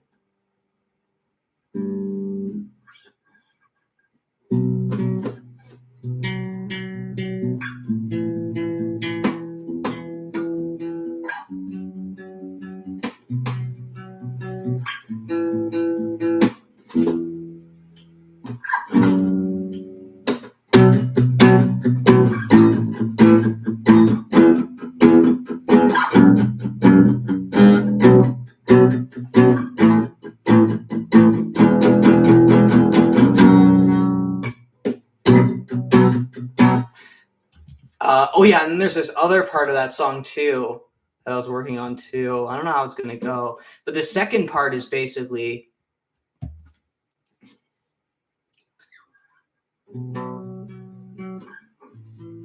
I just wanna be here tonight. Take it or leave it, but I'll make you feel just right. Told me I should leave, I don't wanna be seen with you. I ask her why, oh why. You make my parents cry, make my parents cry. Fucking lie. You make my parents cry. You're a fucking lie. And it just like builds up. And it's like just a fucking lie. And it just like goes into like a full on like, you know, sick ass jam with the whole band, you know? Yeah, I know. Oh wow. I'm so nervous, I'm like sweating. Like like I don't usually do this, guys. Like this is unreal. Sam Downey is out of the box, you know?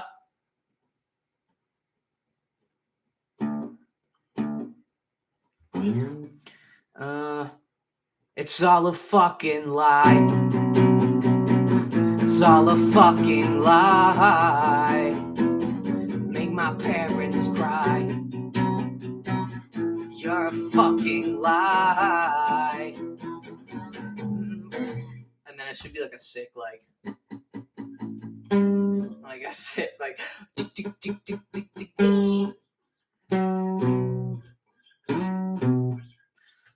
and obviously you got to do some sick ass like, you know,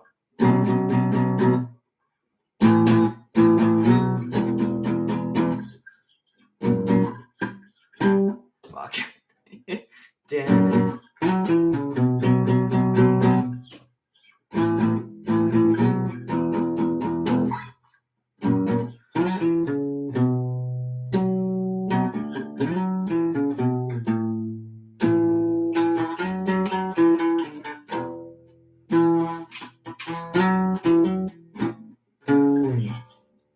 But the main one I've been working on is the like I just fucking left and I don't know what to say. Silent thoughts, smoke all this weed like a crazy fiend. Watch me fucking decay.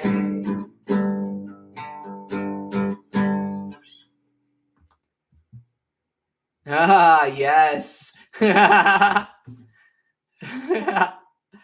Z's one of my friends, one of my local friends. Thank you. All right, guys. Now I got shit. Now I gotta work on this one song here. World tour when? Oh my god, guys.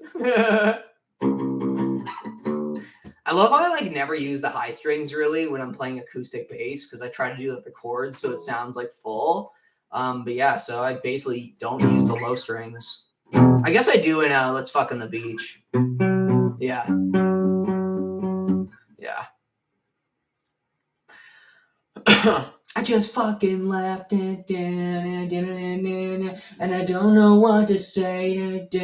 Silent thoughts and smoke all this sweet like a crazy fiend. Watch me fucking decay. Said what? Songs are always so sad. Yeah, I've been through some shit. Like,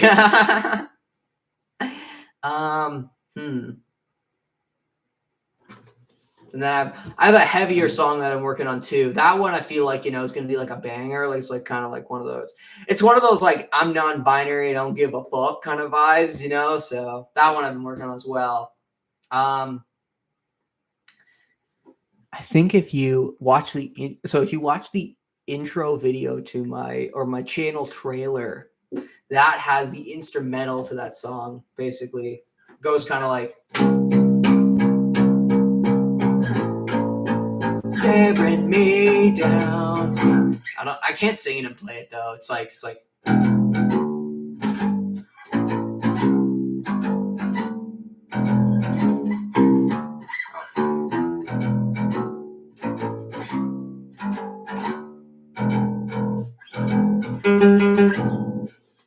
like a riff like that.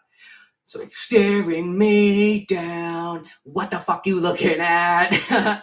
What the fuck you looking at? Now. Gave up a 4-year. Fuck, you're still in doubt. Yeah, that one's pretty fire. Yeah. Okay.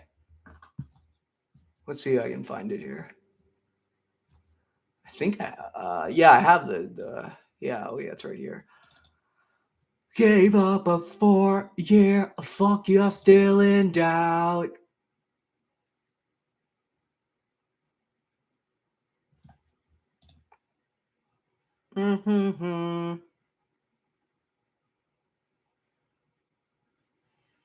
It's pretty tricky, I gotta admit. The chair and the armrest is pretty damn tricky to play with.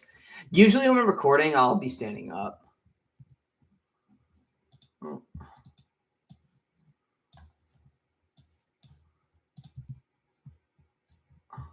Oh, shit. System overload. Oh, damn. Damn it. Okay, I guess that's not working right now. Maybe because I'm live streaming. Okay.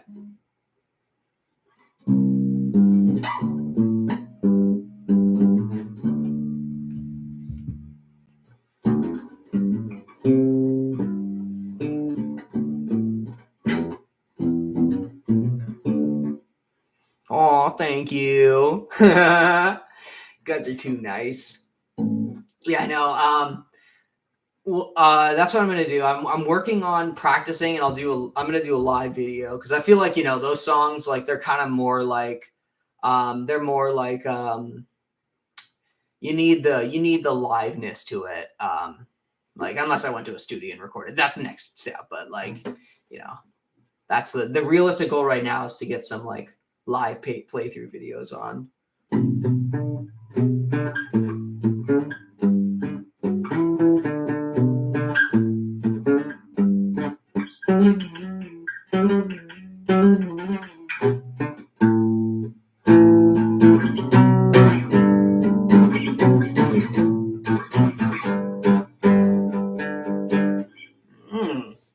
Oh yeah, everyone liked the video. Thank you. Also, if you're not in the Discord server, we got a bunch of people here. So why don't I give a yo-yo? Let's give a yo-yo to man,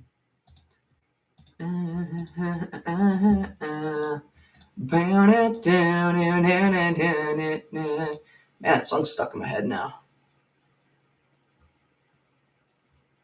Davey 504 is so impressed right now. Oh my god. I used to love Davey 504. I haven't really watched him in a while though. Sam lighting up on stream. I just saw that comment. That's pretty funny.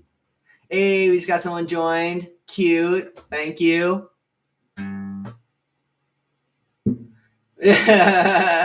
Yo, it's a good Discord server, guys. It's a dope server. Yo, okay, where's my homie Charlie at? Like, yo, you gotta come on here. Let's see. Yo, what's up? What's up? Okay.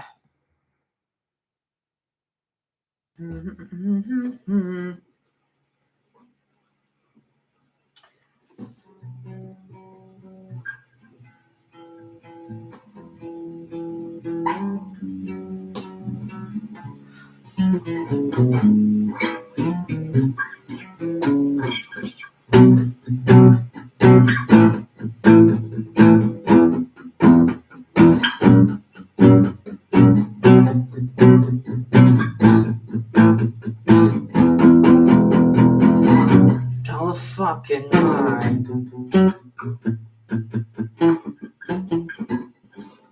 Darn. Okay. Well, you guys seem to like when I play bass, so guess that's another trick I can pull out in my live streams now.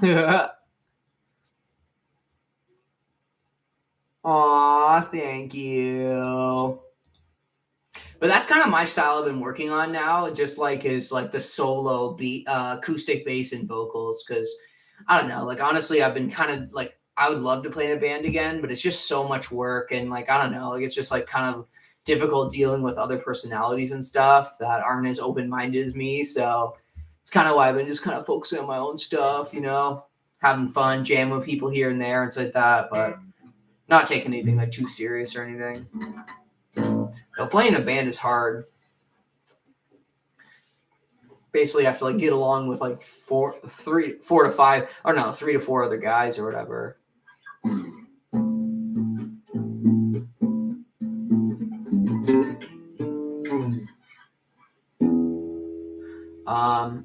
Do you guys know this song?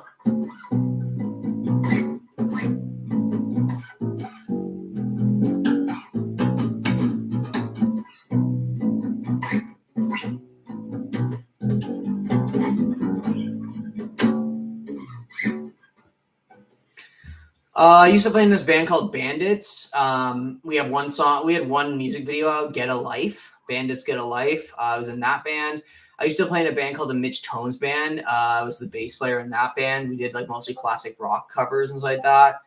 I also played in a band called Trusty Fox, which is a great band, honestly. Matt, the lead singer, is probably one of the best songwriters I've ever worked with. His songs are great. Honestly, lyrics are like killer. Hopefully, he's been like working on some solo stuff as well that I've been helping him out with too. But that stuff's really awesome. Hopefully, we'll get that Trusty Fox album out. Like I recorded the bass and everything for it, and did vocals as well. I think all it's left is like the mixing and mastering. So that's really cool. Trusty Fox is an awesome band. And Matt's a great songwriter. And then Brian, the lead guitar player, he's fully blind and he plays like guitar on his lap. And it's so cool. Like it's so sick. And then what else have I played in? I played in an alternative rock, kind of like 90s rock style band called Eons Away. And then I've also played in a band called Nomads. That band was just kind of more for college and stuff, but that was a fun kind of band too. That was like grunge stuff, like kind of Nirvana, like heavy stuff. I was actually on guitar in that band, and that was a lot of fun because it was just me using pedals to sound really heavy. So it was like, it was just like noise rock. I love playing noise rock stuff. Like, do you guys know the band Basement? Like, it was kind of like that style. Mm-hmm.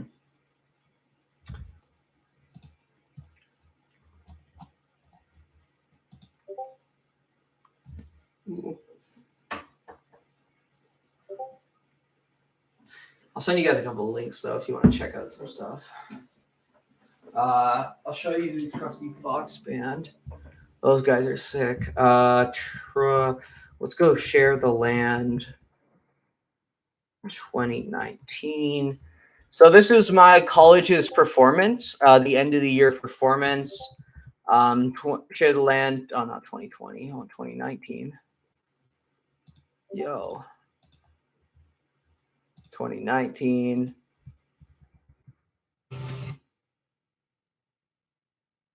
You also get to see me before transitioning too, so thank you. Thanks so much. No, I really appreciate that, especially about the music. Thank you. So yeah, that link is Share the Land 2019. So the bands that I was in, here, I'll write them in the chat. Trusty Fox, Beyond Oblivion, Apollo.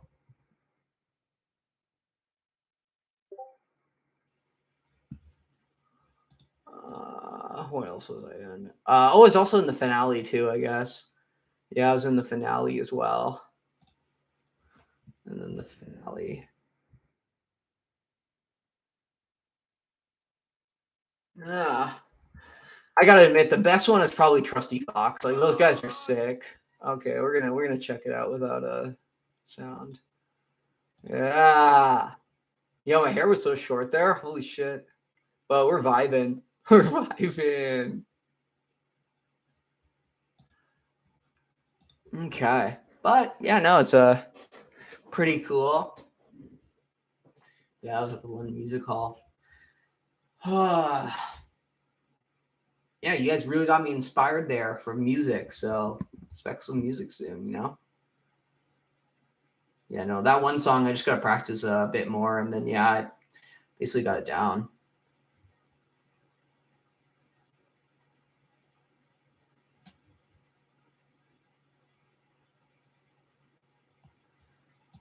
Mm-hmm.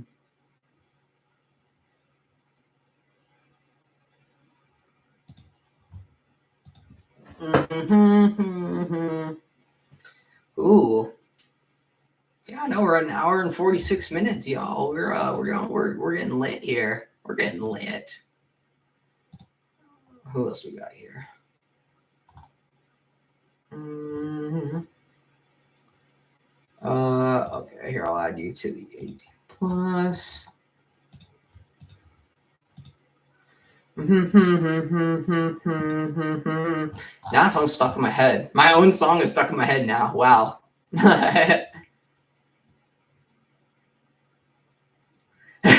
Love it. It's so good on the stream right now. Love it. Honestly, though, y'all just got a sneak peek. And that doesn't happen a lot.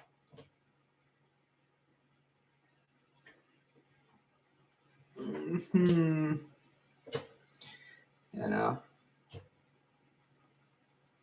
Yeah, no, thanks again, though. I really do appreciate you guys listening to me. It means a lot. Because, like, yeah, no, straight up, that was probably the first time that I actually sang in front of people where I wasn't doing backups or something. Because I've done backups forever. Like, I do backups in a lot of those bands. But yeah, like actual lead singing though, and in my own lyrics and songs, like yo, that's a new thing for me.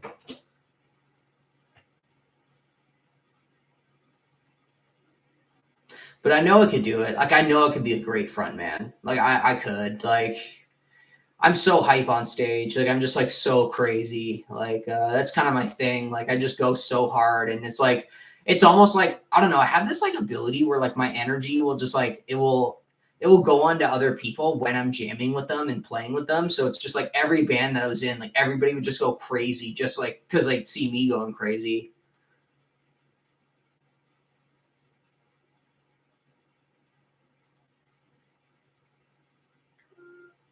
Oh, Anita's name for the song. For the song played in my by Werewolf stream by Monster Moon, something related to found family. Ooh. Name for a song. Found family. Found family. That's a good one. Hmm. Uh Something about found family. Yeah. Nothing's really ringing a bell except for like maybe like until we meet again. Something like that. Like they've already met before. They're meeting again. Found family.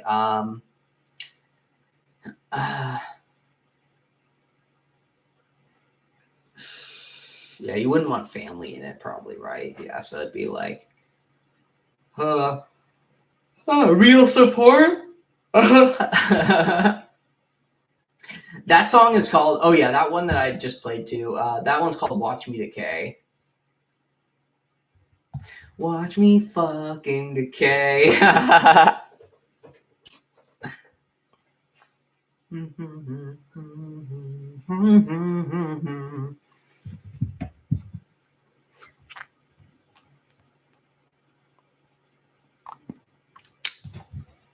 A silent voice.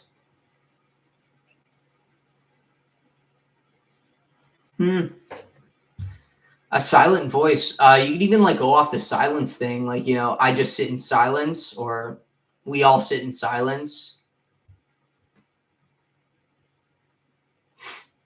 I don't know, silent voice I kind of dig too.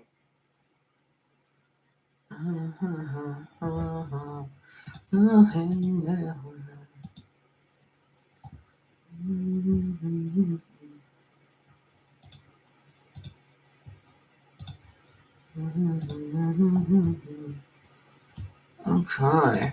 Wow, we still got 19 people here. Yo, thanks so much for sticking around, guys. Really do appreciate it. And we got a bunch of people joining the Discord server too. Like we got a decent amount. We got yeah, nice. Yeah, we probably got about 5 people joined from this stream, which is awesome.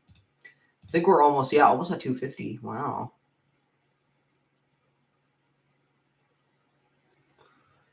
Hmm.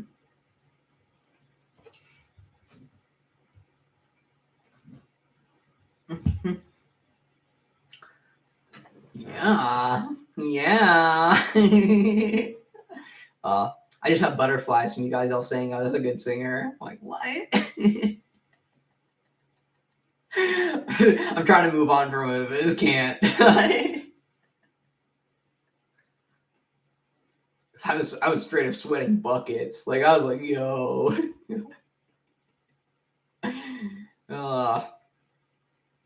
That's just sometimes you just gotta jump into things, really.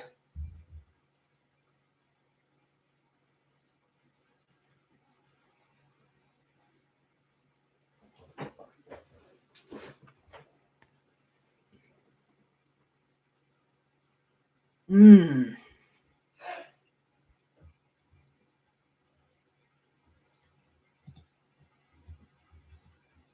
Oh man, it's kind of hot in here. Getting a little hot flash. Here, I'm just gonna get some water.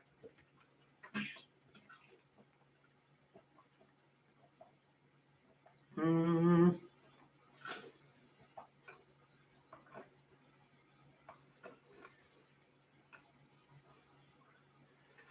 Hmm.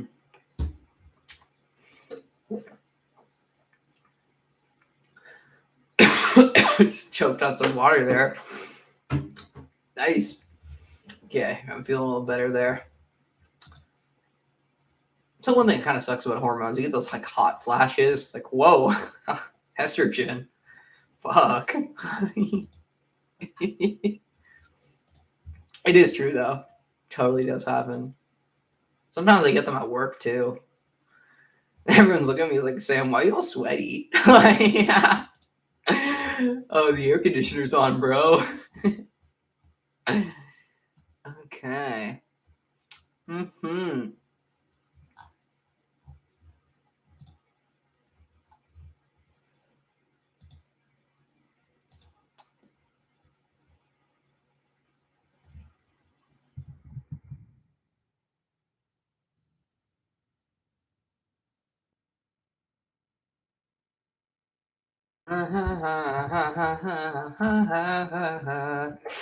Okay.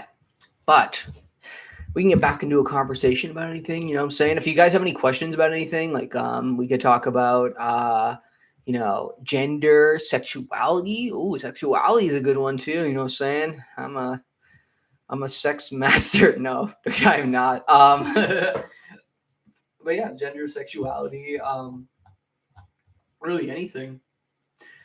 I consider myself bisexual. I really do. A lot of people like to fight me and say, "No, you're a pansexual." It's like I'm a bisexual, bro. But obviously, they're both valid and everything. Main difference that I see with bisexual and pansexuality is I feel like pansexual is more directed towards liking someone not based on their gender, when bisexual is kind of based on genders. It's just you're into multiple genders, I guess. Like that's the main thing that I would say is the difference is pansexual people, they don't look at gender, they just look at the person. I still like sucks to say, I'm like, God damn, I wish I could just like look at someone and like not, not have their gender come into consideration, but it does for me, especially with like a sexual partner inside that. So that's why I consider myself bisexual. Bi gang, yeah, you know what I'm saying? Bye. You know what I'm saying? But yeah, I actually feel like a lot of people are kind of drifting towards more of the bisexual identity as well. Even a lot of like cis men as well. Like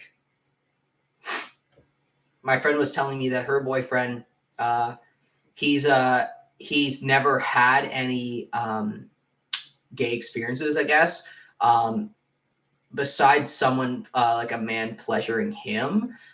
He's never like pleasured a man before, if that makes sense, basically, or like taken anything or like that. But he still is a bisexual because like he still is interested in that kind of stuff. So it's really cool to see that, like, more cis men are like really exploring their sexuality and like kind of, I don't know, just realizing it's like, like, it's not bad to be gay. It doesn't make you weaker. And I feel like that's kind of a big thing too, is a lot of people think that when you come out as gay or you come out as bi, it's like everybody will think you're weaker. But it's like, no, what? There's tons of gay men that are like straight up like, badasses, they just like men. That's really the only difference.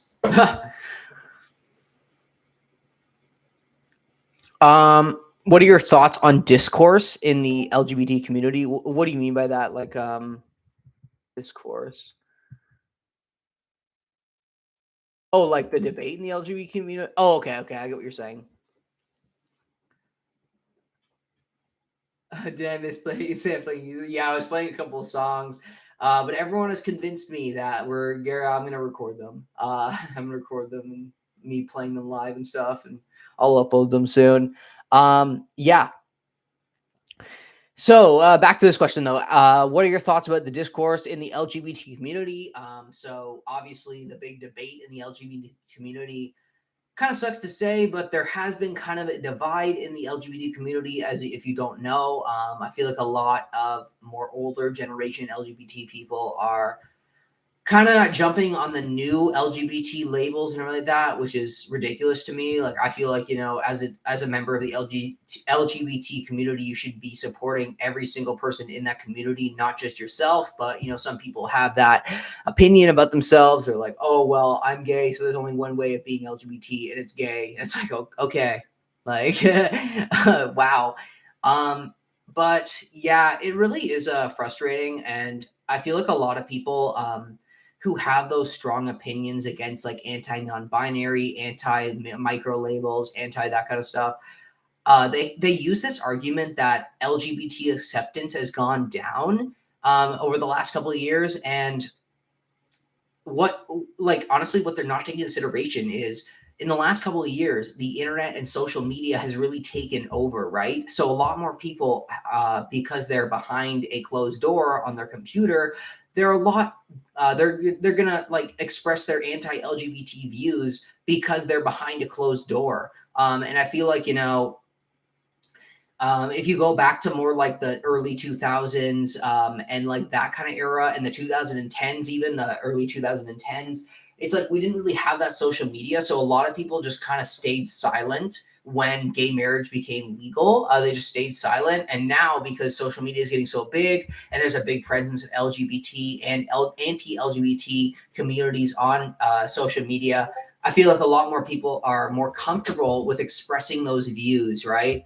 And that's the reason why LGBT acceptance has gone down, or whatever those right-wing LGBT people like to say.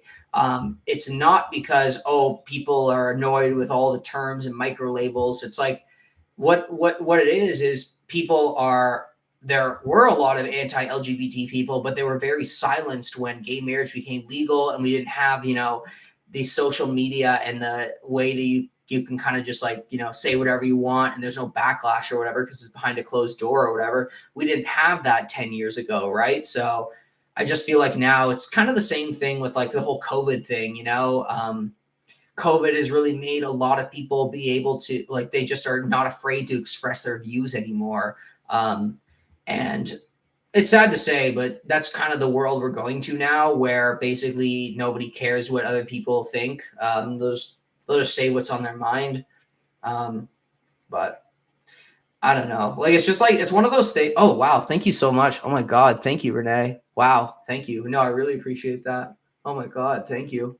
But I think that's the main thing really is there's this new tool, social media, that's only been around for the last, like, I would say really popular for the last 5 to 7 years. Right. So, that's why kind of it looks like LGBT acceptance has gone down, but really it's just been at the same level the whole time. It's just those people were silenced for a long time, and then social media came out and they could express whatever they want because people crave those like debates and stuff on social media. But my main thing is I just don't understand people who are in a minority community and decide not to support other people in that minority community. Like it's just ridiculous to me. Like it's sad to say, but I don't know. Some people just aren't open-minded to new ideas and new experiences and new lifestyles. Like they just I don't know, they're just so cookie cutter about LGBT where it's like, oh, you don't fit into these 4 boxes, like you're faking it, or you're just, oh, you're not actually LGBT. And it's like, I don't understand why you don't just support people that want to be in your that are in your community. Like like I don't know, we could all support each other and then create a way bigger community and a way more like accepting community, or we could debate each other forever. Like it just makes no sense to me. But here on the Sam Downey channel, we are all super accepting and open-minded to any ideas. Like straight up, like some people use this argument. They'll be like, oh, people are making up new gender identities every day. Like it's so fake. Like they're just making up gender identities. It's like, how is that a bad thing? How is that a bad thing that someone has basically defined their trans experience as something else? Like, it's like, what? Yeah. Like,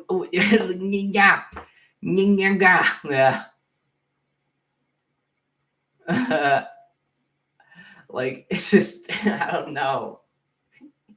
Oh, yo, thank you so much. Oh my God. Hope. What? You guys are too nice. Oh my God.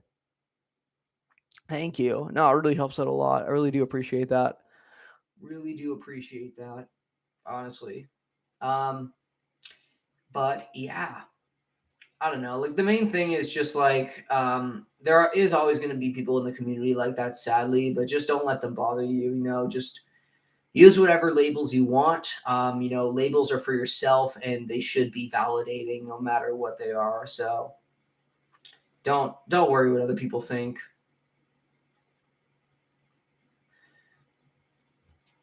Because I don't know, people make these jokes like, oh yeah, like 15 labels. It's like, how is that a bad thing? Like, how is that a bad thing that someone who has 15 labels or whatever, how is that a bad thing? Maybe they just know themselves way more than you do, and you're just jealous. But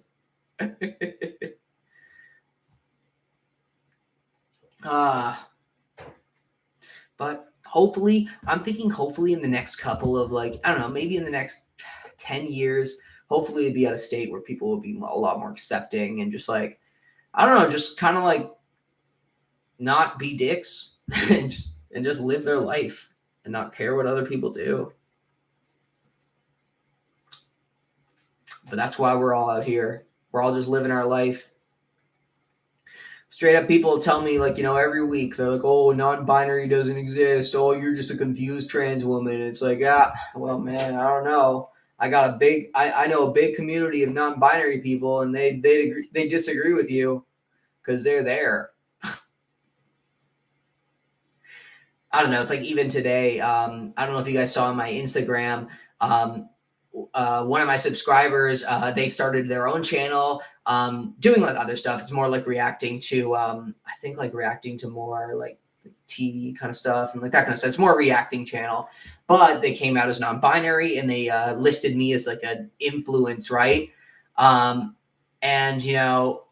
they're from Greek. They're Greek. They live in Tokyo. It's there's non-binary people all over the world. It's not just a North American thing or whatever, right?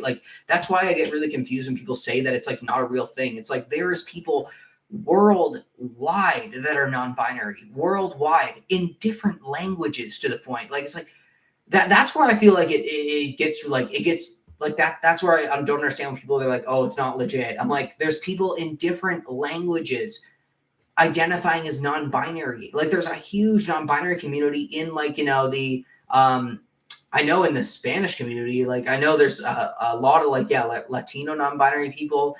There's a lot of people in Asia and stuff that are non-binary as well, Europe, like it's like everywhere there's non-binary people. It's not just like a US and Canada thing or whatever, or like Americanized thing, right? And I feel like some people do that. Oh, thank you. Oh, you guys are too nice. Oh my God, you guys are too nice.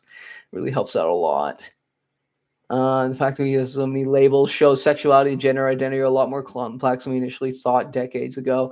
Yeah, literally, that's actually a good point too. I think that's the other thing too, is like, yeah, like identities and sexualities, like they're just so, yeah, they're way more complex. Like you honestly explained it perfectly. That makes total sense because like, yeah, I think just back in the day, like people just thought that like, there was only one way to be LGBT, or there's only two ways to be LGBT or whatever. Like I remember when I was a kid, this is before bisexuality was really mainstream for men to be bisexual. I remember like as a kid, like people telling me, or adults telling me like, oh no, bisexual, it's only women can be bisexual. And it was almost like labeled as this thing, like it's women who go to the bar and then kiss other girls. And that was what bisexuality was. And it's like, no, it isn't. Like, it's not a girl has a good time and kisses another girl, so she's bisexual. And like, but I remember people telling me that when I was a kid, like, it was like, oh no, only girls can be bisexual. Guys can only be gay. And it's like, what? Like, obviously that's normalized now. Like there's so many bi guys out there, like straight up, like probably a lot of bi guys out there. A lot of them that don't even know it. A lot of them will try a butt plug one time and be like, damn, like, damn, I didn't know this was so dope. Okay.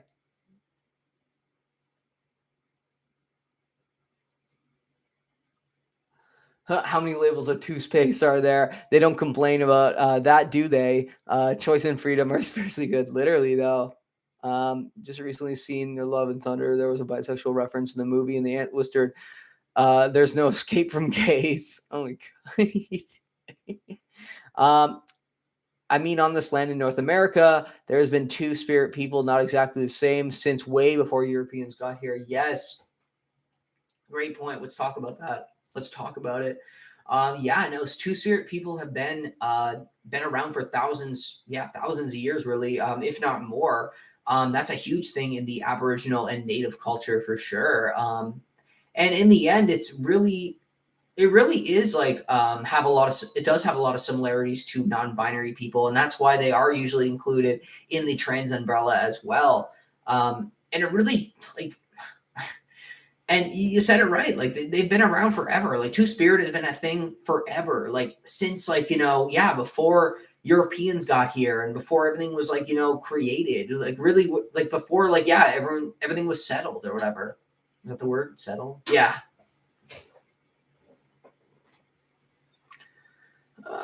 Oh God.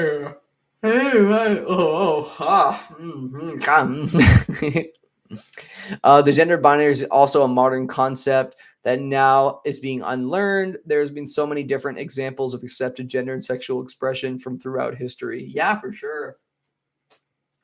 Oh yeah, the gender binary, it's what it is. It's a social construct for sure. And anybody that doesn't say it is, like, you're straight up like lying to yourself. Like, I'm sorry, like I don't understand why, you go into a store and you need everything to be labeled as men and women, and to the point where, a guy could pick up a shirt and it could say that it's a women's shirt, even though he loves that shirt, he won't buy it because it says it's for women. Like like when you explain it like that, it makes no sense to me. It makes no sense to me that someone would say that gender isn't a social construct. It's like, it is, because like in the end, that store just lost a sale on a shirt because they put that it was a women's shirt instead of a men's shirt. When if they didn't put any label on there, that guy would have bought that shirt in 2 seconds because he liked it.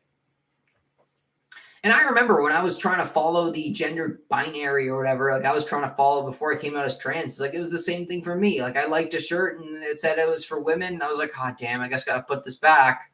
Like when in the end, it's like, it's a fucking shirt. Like wear it. If you like it, wear it. Like, obviously there are like certain clothing, there's certain clothing items, like, like maybe workout stuff and that kind of and like, I guess like safety gear and stuff like that would be kind of directed towards a certain genitalia. But it's like, in the end, a shirt and a pair of pants, like, you don't need to label that as a gender. Of course, like, obviously, I played hockey, right? And um guys guys basically do guys basically, wear like a cup, right? Like a jock. I think it's called like a jock or whatever. It's like a, like a cup or whatever. So you don't get hit in the balls. And then, women would wear basically, I think it's called like a Jill or something. I don't know what it's called, but it's like basically it's like a softer kind of cup basically, but it's not like a hard piece like guys would wear to protect their balls or whatever, right? So like obviously there are like some items like that are like gendered, but in the end, like that's more like genitalia based. It's not gendered based, right? Like, so I don't know. Some people, some people. Um, what do we got here? Are you doing the whole operation thing? Are you talking about like the bottom surgery? No, no. Also, like, if you're asking that question, I would probably say like more like, are you interested in bottom surgery? The whole operation thing, kind of sounds a little, oh, you're getting the operation, like. But no, I'm not interested in bottom surgery. No, no, not at all. I don't really have genital dysphoria, and that's a whole different thing. It really is. Gender dysphoria and genital dysphoria is two different things. Okay. You took a screenshot, of me being like, hey, chill. Aw, te amo, love you. Oh, thank you. Yo, what's up? Yeah, we're all chilling here. We're all chilling, hanging out. Yeah, it's been a good time, gotta admit. Everyone's been super nice and we're having some good conversations. Mostly me ranting about things as always, but hey, someone's got to do it. Yeah. I don't know. I'm good at it too because I don't get like offended by things. I just kind of vibe. Hmm.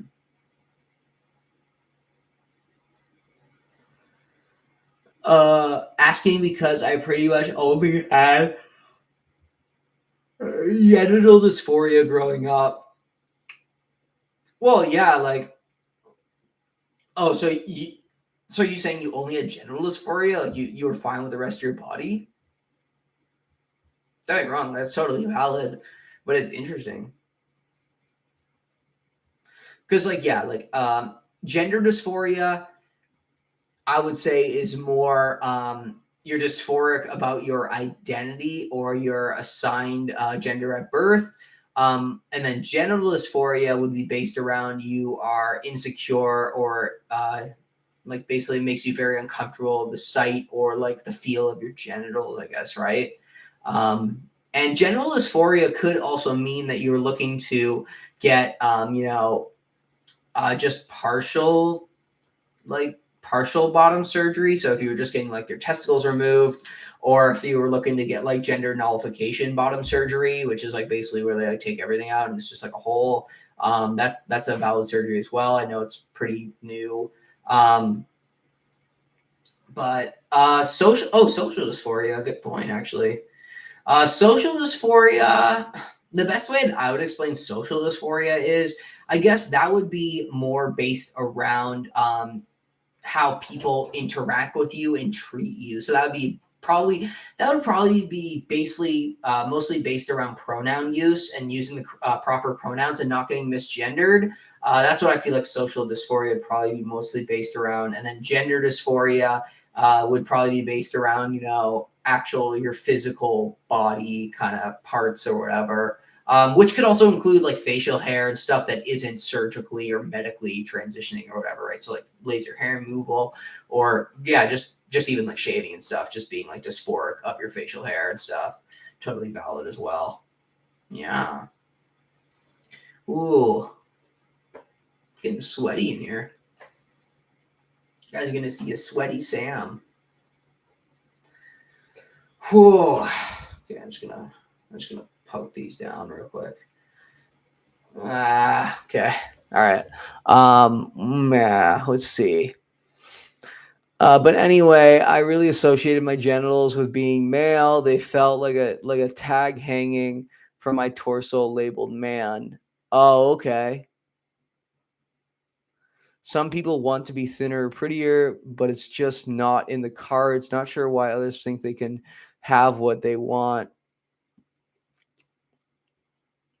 Oh, yeah, for sure. Honestly, obviously that does make sense for sure. And I think that's why, like, even being a trans person, like, being able, like, getting to the point of being able to accept your body for what it is. I think that is really important as well because for example, like I'm a non-binary person, but like a trans woman or something, they might have dreamt of just you know being a woman, like just being born a woman, and obviously you can go through a bunch of surgeries, bunch of hormones, that kind of stuff, but in the end, you might not be 100% satisfied with all your results, but you just have to almost just like learn how to just like validate yourself and know that you're enough, right? And I feel like that's kind of the second battle of being trans. It's like, the first battle is, finding out what your gender identity is, finding out what you want or whatever, or what you need for your transition, if that's medical, social, everything like that. And then the second part of being trans is basically learning to validate yourself and knowing that you're enough and knowing that, like, um, yeah, knowing that you're like enough and knowing self-validating yourself, because it is important as well. Outside validation is key for sure, like having a support system, having people that use your correct pronouns, having everything like that. But in the end, we do live in a world where a lot of people just don't understand pronouns and they don't understand the trans community in general. So there's always going to be people like that out there. So learning how to just self-validate yourself and not caring what other people think is super important as well. Hey, took me a while to get to that point too.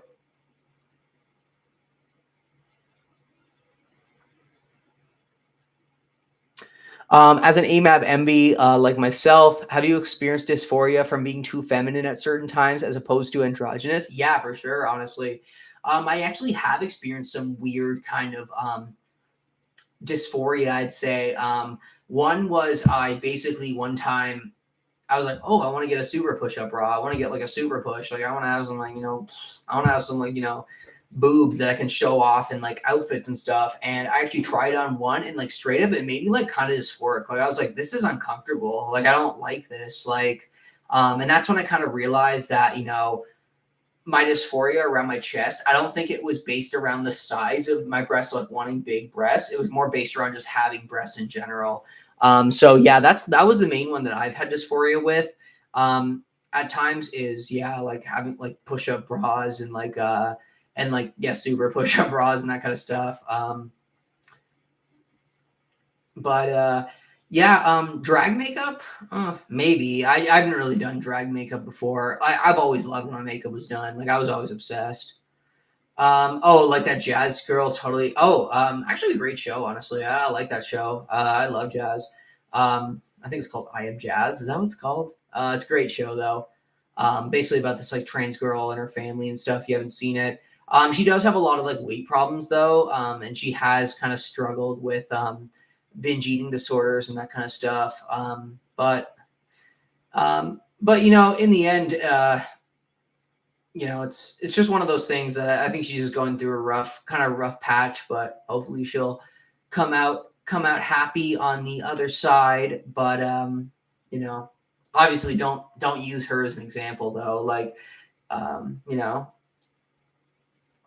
in the end, eating disorders and stuff are pretty common in trans people, sadly. So using that one example, of someone who has had it very severely and stuff, I wouldn't say is the best way of explaining trans people, I guess.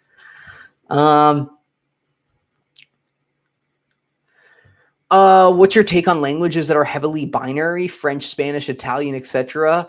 I don't speak any other languages, so I wouldn't really know that much, but it is I guess it is pretty interesting because I do know there are a lot of French, Spanish, Italian, etc. like non-binary people because I have, they're on my channel and stuff. I have seen French people, I have seen Spanish people, that kind of stuff, commenting and stuff like that. So I feel like it's just one of those things that, they're just kind of working on gender neutral terms. And I feel like in the next bit, they'll probably be kind of on that, right? Wait, do you not take hormones? Oh no, I do. What? No, I do. I have a yo, that's my channel. Yeah, 1 year, baby. Yeah, it was 1 year on July 13th. Mm-hmm. Yeah, I'm on hormones. I identify as non-binary, but I am on HRT for sure and testosterone blockers because that's how it goes, and it's great. Mm-hmm. Okay. Mm-hmm.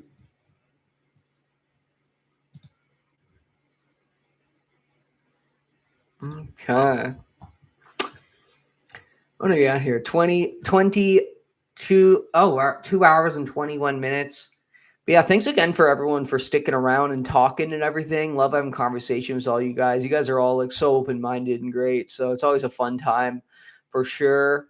Because yeah, as I was explaining before in the live stream, I don't really get to talk to a lot of trans people about this kind of stuff. And I find cis people aren't as interested, I'd say.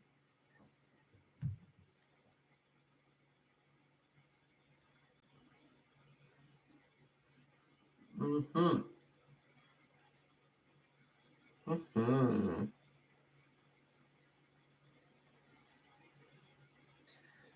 But hey, pretty dope.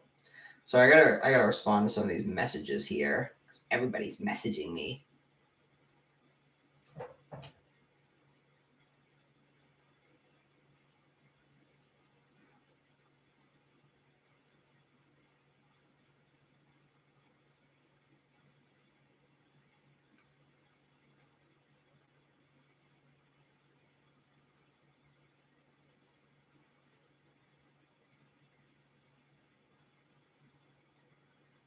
Mm-hmm.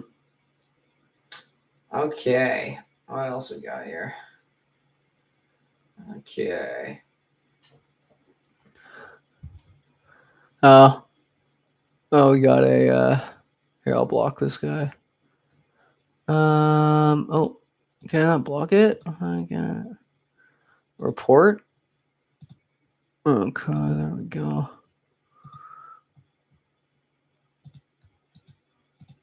All right, that should work. Do you know anything about microdosing E or T? I don't really know much, to be honest. I know microdosing T is a lot more popular than microdosing E, but I don't know too much about it. I have heard of some people microdosing E as well. I think they just take E and not testosterone blockers. That would probably be your best bet if you're not looking for breast growth or not looking for a lot of breast growth. I feel like that's the main deciding factor with HRT is, you will grow breasts and they might not be big. Like they're not going to be like large or anything, but they are breasts, right? Like I've said this in a couple of videos, but I can't run outside without a sports bra. And I couldn't like start running around all over the place. Like, it would be after a while, I'd be like, wow, my boobs kind of hurt. So that's the main thing is I guess like the breast growth is the main thing. And then with microdosing T, from what I heard is microdosing T, you'll still get the same effects, but in a slower time frame. So what do you call it? So you get the same effects within a slower time frame. So if you just wanted your voice to drop and then you wanted to go off of T, that's kind of your best bet if you're looking to do that. I feel like microdosing or low dosing T is a lot more popular because T is a lot stronger of a hormone, right? Because estrogen will do a lot. Oh, estrogen will do a lot, but it doesn't do as much as tea would.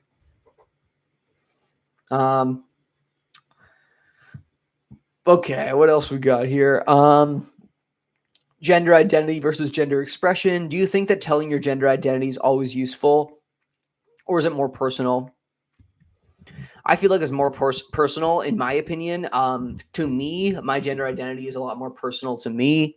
Obviously, on the channel, I'll blab about being non-binary all the time, but I don't do that like with everyone I meet or anything. But that's only me. To other people, expressing their gender identity to everyone is important.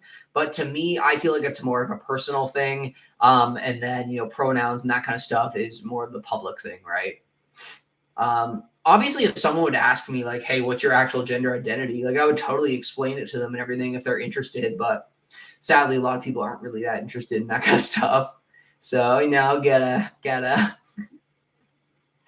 give them what they want. You know what I'm saying?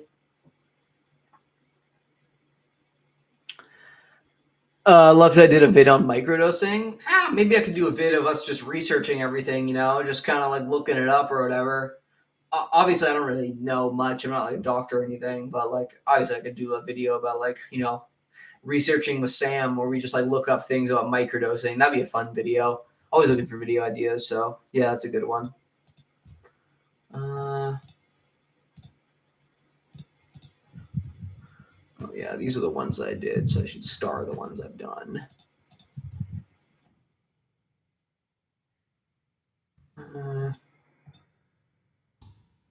Microdosing.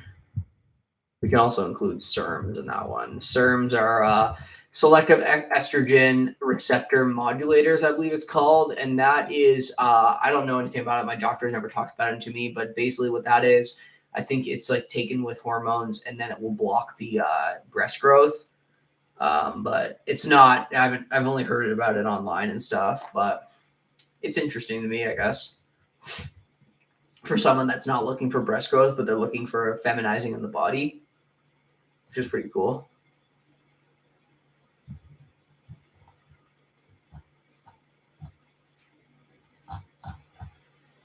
Mm-hmm.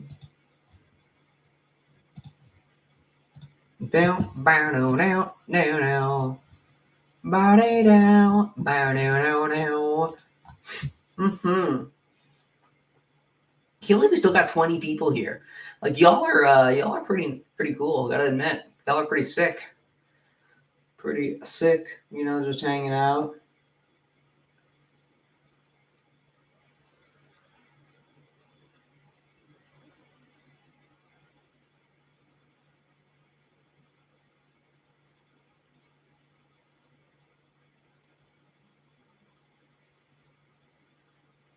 Oh wow, wow.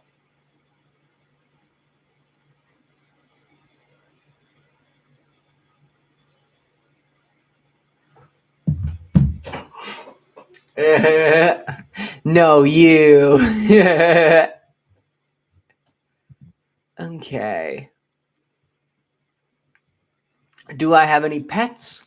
Any pets? Right now I don't. I did have 2 cats. Well, actually, we had 3 cats at one point with my ex. One of them we had to rehome. He needed a little bit more attention. Felix, he was like straight up a dog. Like straight up, this cat, like you could like take him on a leash and like walk him around. Like he was just so like he was so obsessed with attention. So it just got kind of really hard because we both worked and everything. So we got him a new home, and he wasn't really getting along with the other 2 cats. And then we have Sushi and Peter, who are still with my ex as well. I still like kind of co-parent, help out sometimes and everything too. With like vet bills and that kind of stuff. But like Sushi's a really cool cat. Peter, they're cuties. If you saw my 1-year update and there was a random picture of a cat that popped up, that is Sushi. Sushi is that guy. Those are great cats. I always miss them. They're all cuties. When I go back and I visit, I always tear up and they come running to me.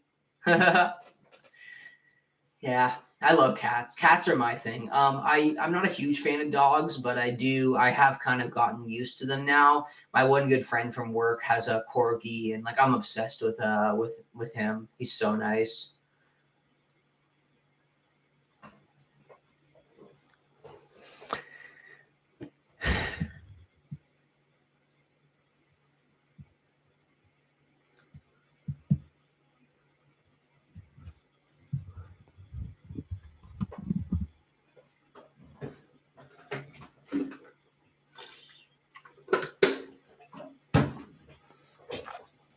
Ah, yeah, no, I love cats. Cats are like my favorite. I love cats, little kitties. Hmm.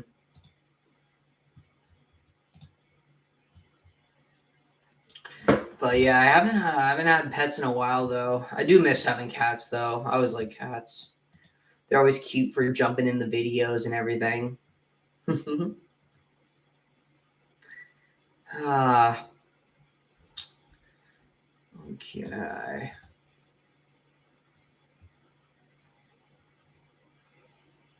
Yeah, we got to do another Jackbox night one night as well. Sadly, I got to work tomorrow early, so I can't do Jackbox tonight. But we'll do another good night this week for sure.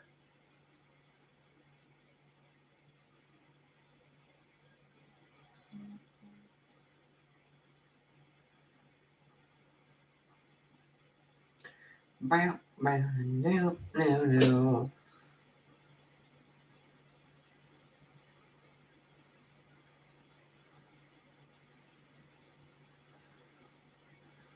Mm-hmm.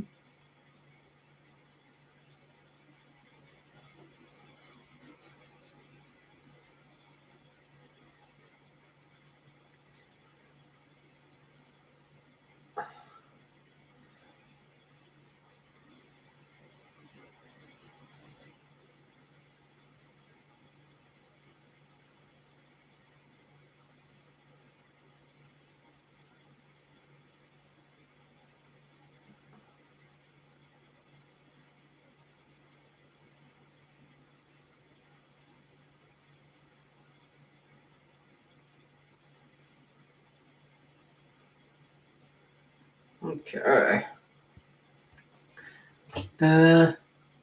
Wanted a pet snake. Yo, that's pretty cool. I gotta admit, a little pet snake. Okay. Yeah, pet snake. That'd be so crazy to me. Yo, who does that? Who has a pet? Like honestly, I don't know. Snakes kind of creep me out. I gotta admit. Like, I don't know if I could do it. No. All right, here I'm just gonna put the Discord link in here. If anybody wants to join the Discord server, because guess what, you got to do it. Also, why not? Because I'm already advertising everything. We'll do Twitch as well. I stream Jackbox on Twitch, so if you're interested in playing Jackbox with subscribers and me playing on Twitch all the time, you'll know when I'm on Twitch from the Discord server, so that's the best bet. I'm trying to do this thing too where I like go on live stream for an hour on YouTube and then I'll go on Twitch to like direct people to the Twitch as well on nights I'm doing Jackbox. So you will get it from that as well. But yeah, pretty cool. Pretty cool. You know what I'm saying? I'm obviously not a streamer at all, but still dig it. Okay. So.